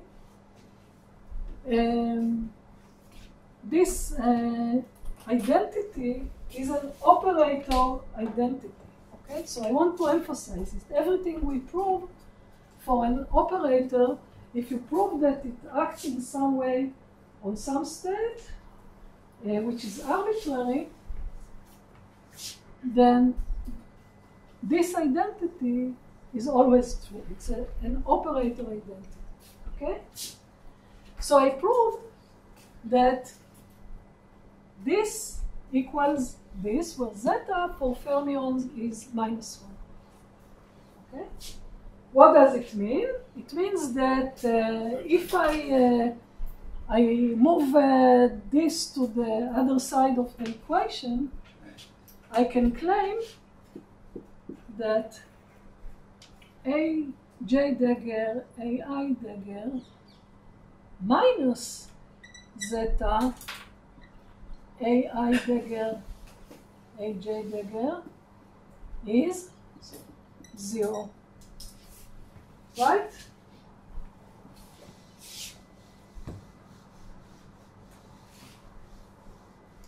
And now to this object, I want to give a name. What is the name? For bosons, first of all, this is exactly commutation relations. But for fermions, what do I get? Anti-commutation relation. An anti-commutator, exactly. So another way to write it is I now define. Okay. Let me first define.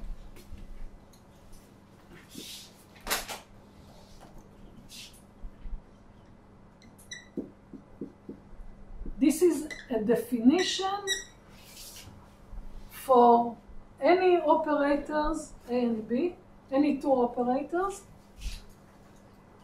The definition is just what I wrote here. It's AB minus zeta BA. This is true for any two operators. It's a definition. Okay. And under this definition, what I find is that AJ dagger AI zeta is 0. Okay, so they are either commuting or anti-commuting. Another way to denote it, because in some literature you find this notation.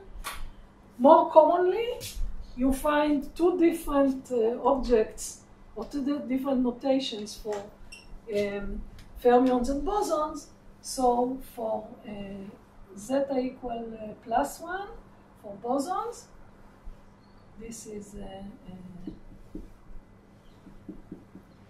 just what you call a commutator,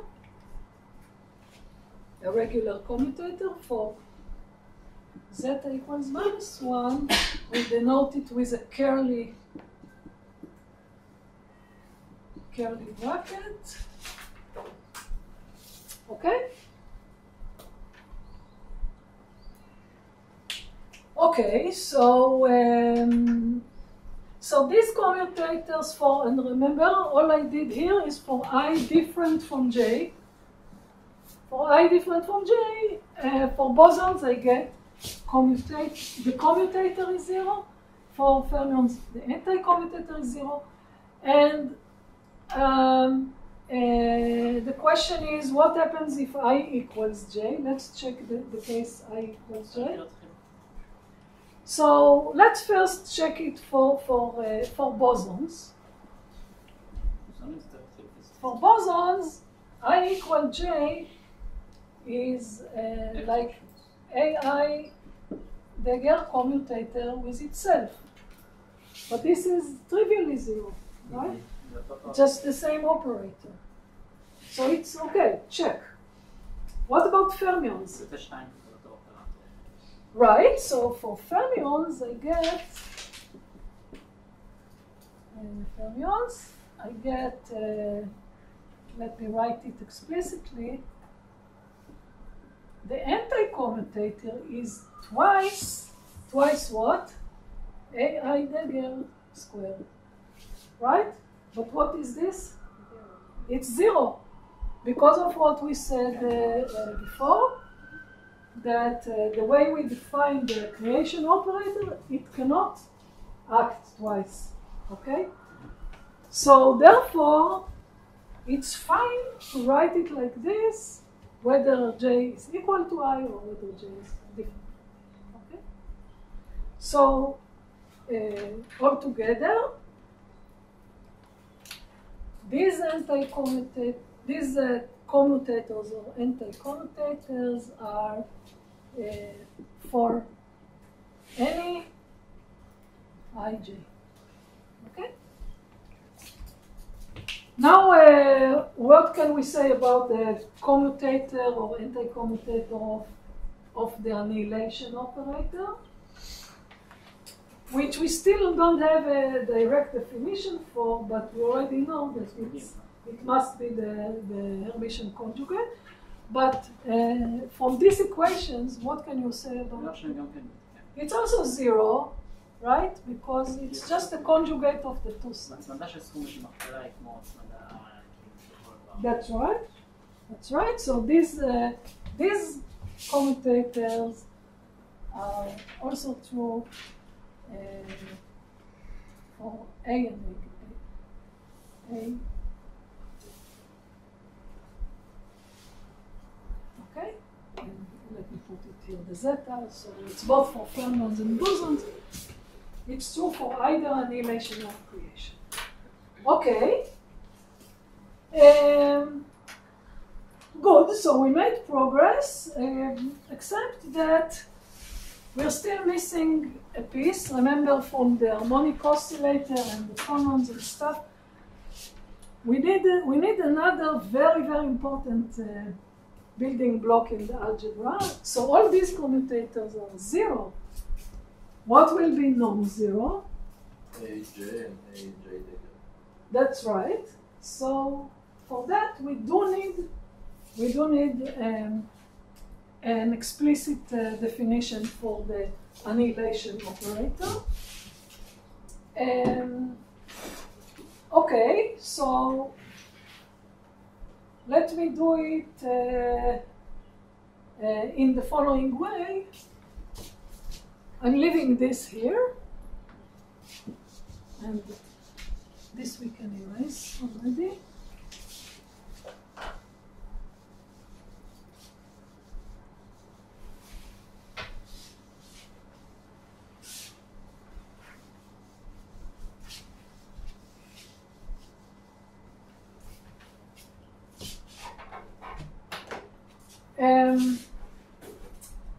Okay, so first of all, I already mentioned it before. We know that AI dagger, if I take the state, just the left-hand side of this equation, and I dagger it, what do I get?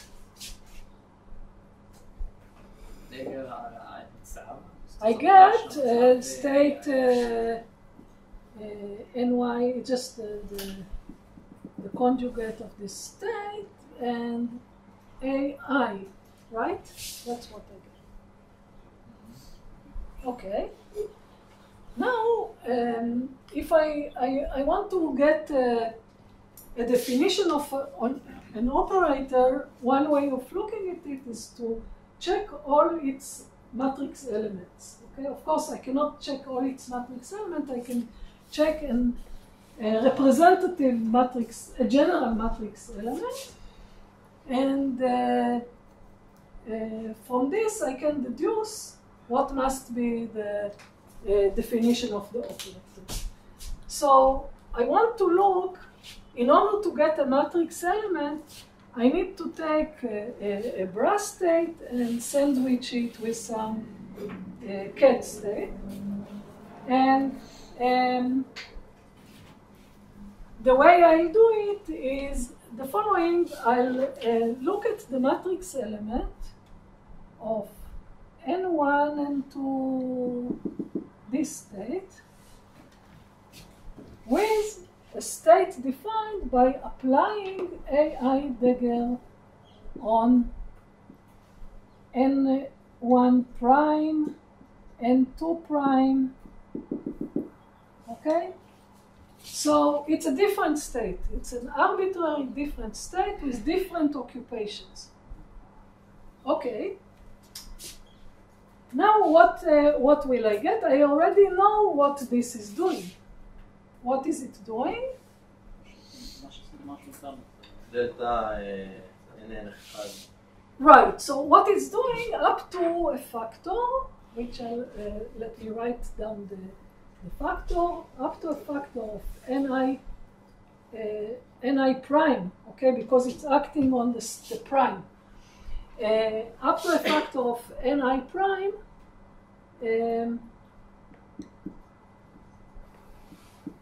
okay, here this is the factor of zeta, which I defined before, and there's a zeta over si prime. times what is the state that I'm going to get here. So first of all, sorry, this is just what I get for the state, but it's just a number that I take out of the overlap, and I'm left with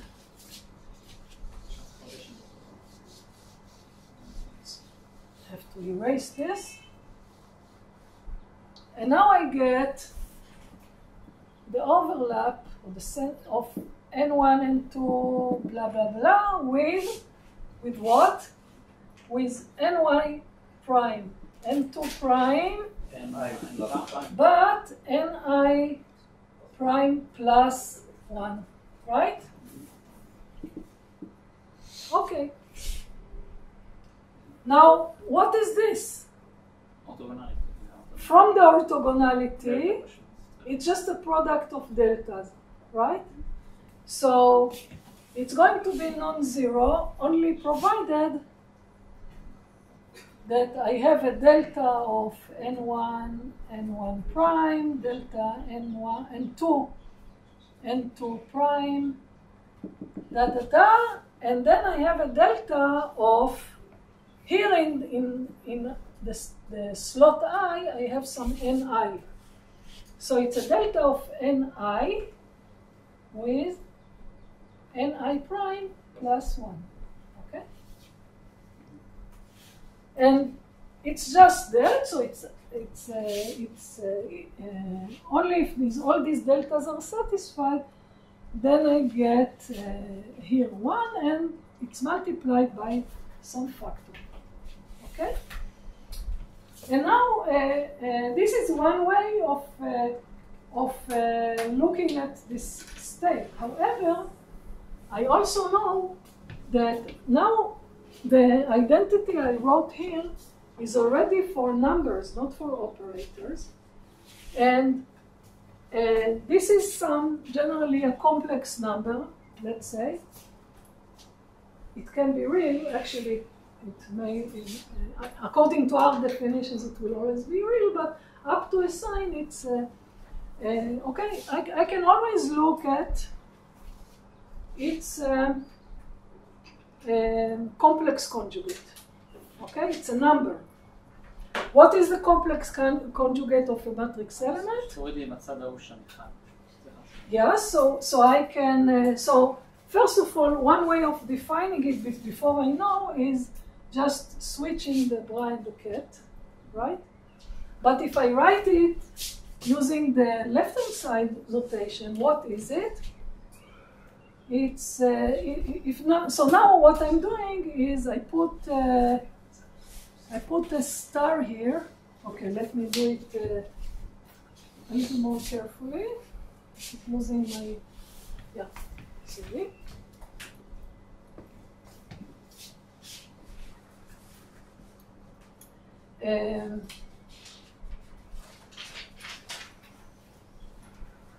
So n1 and 2 AI dagger n1 prime star. On one hand, I can write it from the definition, so I'm just conjugating the whole expression, and I write it as n1 prime, n2 prime.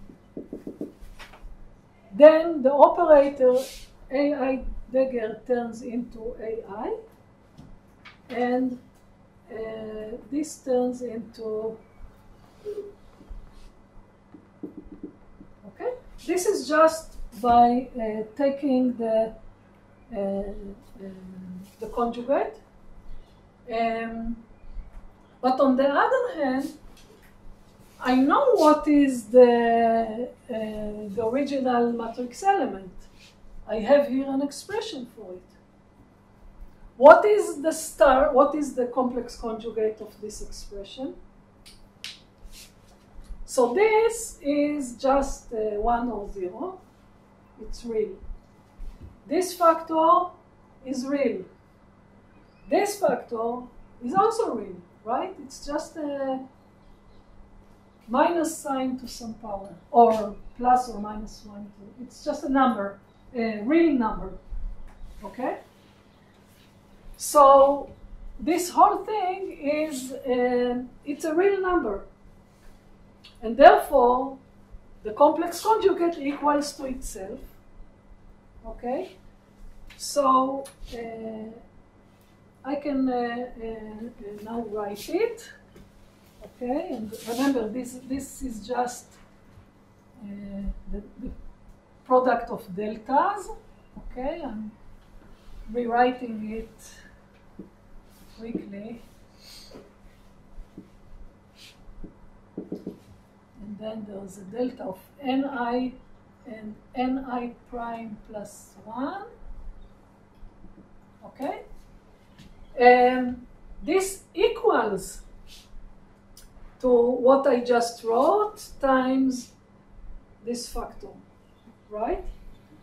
But notice, let me write it a little carefully using the delta. So the delta says that ni prime plus 1 must equal ni, right?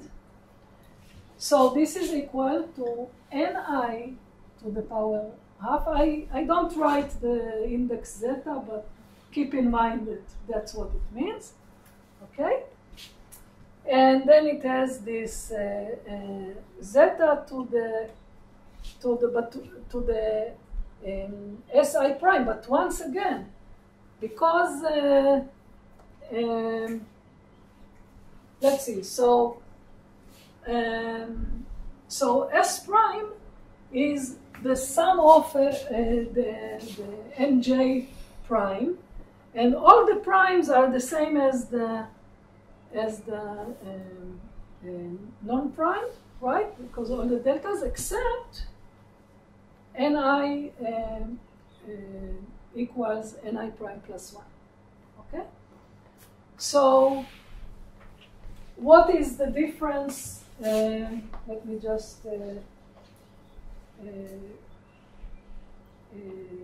see. Yeah, so in fact, I can write it as zeta to the power si, right? Because all the ni primes are the same as the ni, and the ni prime plus 1 is that correct?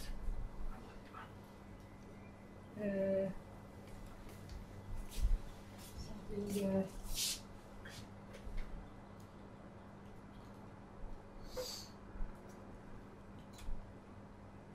Just a minute.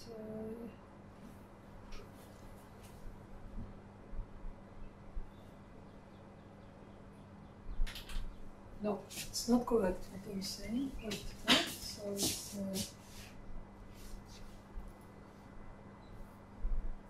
You write ni plus 1 equal ni. Yes.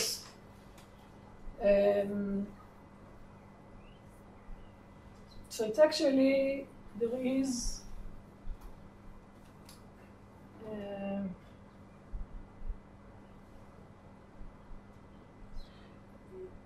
let me leave it like this and I'll לא, זה לא טוב, כי ni דאגר פלוס 1 שווה ni, אז תורת 1, אז חייב תוריד מה-S1 וחייב תוריד מהטור 1. But what I'm doing now, what I'm doing now, that's why I have to be careful. It will work out fine in the end, but what I do now is I take this, first of all, I rewrote this matrix element as a complex conjugate of something. But this factor and this factor are the same. אז SI צריכה להוריד 1, וגם בטור צריכה להוריד N-1, כדי שזה יסתדר הכל ביחד. אז הכל מסתדר. No, but this is in terms of the original value. Okay? So let's, for now, let me just leave it like this. And that's it. And then there is a product of the deltas. Okay? Right? So, okay. So, what did I write here? So here I got an identity let us focus on the result, okay? So what I got here, and the deltas are, and let me write them explicitly, just that we don't get confused. It's delta of n1, n1 prime, blah, blah, blah, but then delta of ni prime plus 1. Okay? That's what it is. Now let's look at what we wrote here. So what we wrote is that what does this describe? If I define a state, AI acting on the right hand side state, the AI acting on this, and I overlap it with some prime state, this should be the result.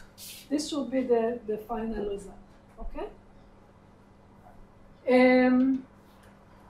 And this expression includes these delta functions. So what can I say about the relation between the occupations here and here? That if I started from a state with occupation Ni, and I apply on it the operator AI, in order to get something that is non-zero, the left-hand side occupation has to be what? Ni plus 1. It has to be Ni prime such that Ni prime is Ni plus 1. Ni minus 1. Minus 1, yes. Okay? You agree? Or in other words, let me just write this delta function differently. Instead of writing it like this, I can write delta of Ni minus 1 equals Ni prime. Okay? Now it's correct. Yeah, I just rewrote the same thing again, okay? But what does it mean? It means that if I want to express this state, now I'm talking about this state which is obtained after we apply AI on the original occupation, and I just want to write it as a normalization factor times a state with some occupations. What are the occupations that appear here? Just the same, but then I is Ni minus 1. Exactly. Right? You see that? It's clear? So, in other words, I now can write a definition of AI that will be consistent with what I just said. And the same is true, by the way, also for this factor, which I can just express in terms of the Ni using the delta. It will be that AI acting on, again, an arbitrary state in Fock space. It will give me Ni to the power of half. Here I put here the zeta for completeness. There's once again a string, and the string will be with Si. And then I have N1, N2, and Ni minus 1. So it is a lowering operator. Okay? It's a lowering operator. And also the normalization factor is Ni and not Ni plus 1. Okay? Where Ni is defined in the same way that is modulo 2 for fermions. I mean, it's just an I because fermions can be above 1. Right. You don't really need the Yeah, but to formally we need to, here actually you are right. We don't, it doesn't matter because we can never, if we start from a legitimate state, we can never go lower than 0, right? So, okay? So there's no problem, okay? But let's just keep it for completeness. So here you get two consistent expressions for how A dagger and A operate, okay? Just like what we had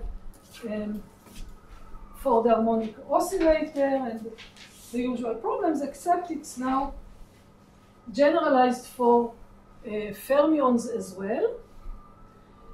And now that you have these two definitions, there's some algebra that I'm not going to do in class, but you will do next week in the tutorial, and maybe some of it we'll put in the homework assignments. Now let's play the same trick I played before, which is to apply first A dagger of I and then A, or vice versa, and see what we get. And then we can get commutation relations or anti-commutations. What are we going to find? Let me summarize the result in a table, and this will be our main result for today.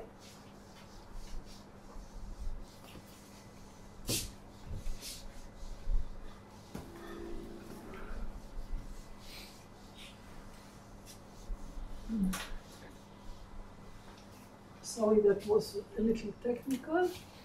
Okay, so this is what you get for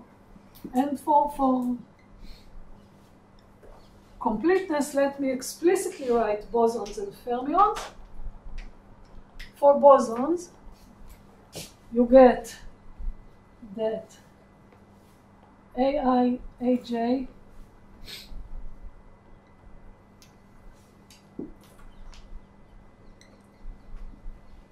AI dagger AJ equals 0 for any IJ. It's always 0.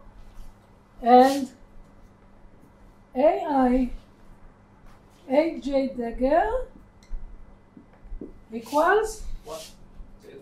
No. Delta IJ. Exactly, delta IJ. What do we get for fermions?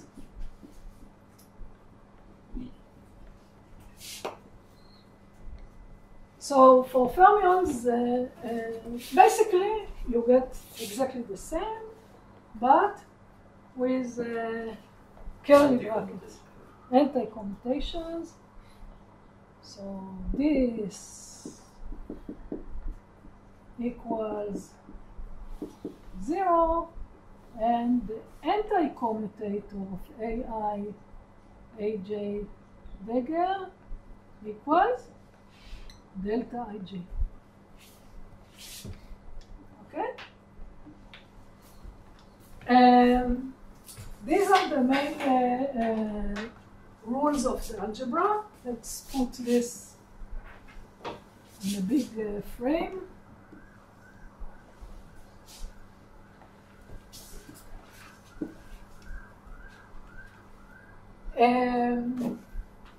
Okay, and now that we have these rules, we are in business because we know how to how to express any wave function in the world, in the many-body world. We can use the basis of Fock space, and the basis of Fock space we can write as a product of application of A dagger on the vacuum according to the occupations. We can apply the annihilation operator and annihilate particles. We can create them. We can, if we are able to write down any physical operator of interest.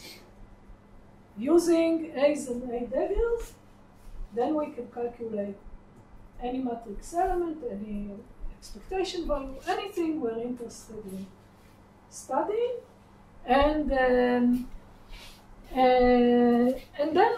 eventually what we are going to do in the next few lectures, we're going to write Hamiltonians using this language and only this language. Okay, so everything will be represented by this, and the algebra that we just defined will help us calculate and in fact also solve the Schrödinger equation for some cases. Okay, and it's very convenient, because what's nice about these states, I emphasize it once again, there are no sums, only products. Okay, you don't, I mean, you just apply the A dagger, and everything that has information about the statistics and the exchange, all that is buried in the algebra, the definition of the operators. Okay? You don't have to worry about it when you write the wave function. You just have to write whether, tell me whether it's bosons and fermions. Then I know. Okay? Yeah? Fermions, it's for any I, J, T? Of course, we just said, because AI dagger square is here. Okay, so Thank you. thank you for that. Shabbat shalom.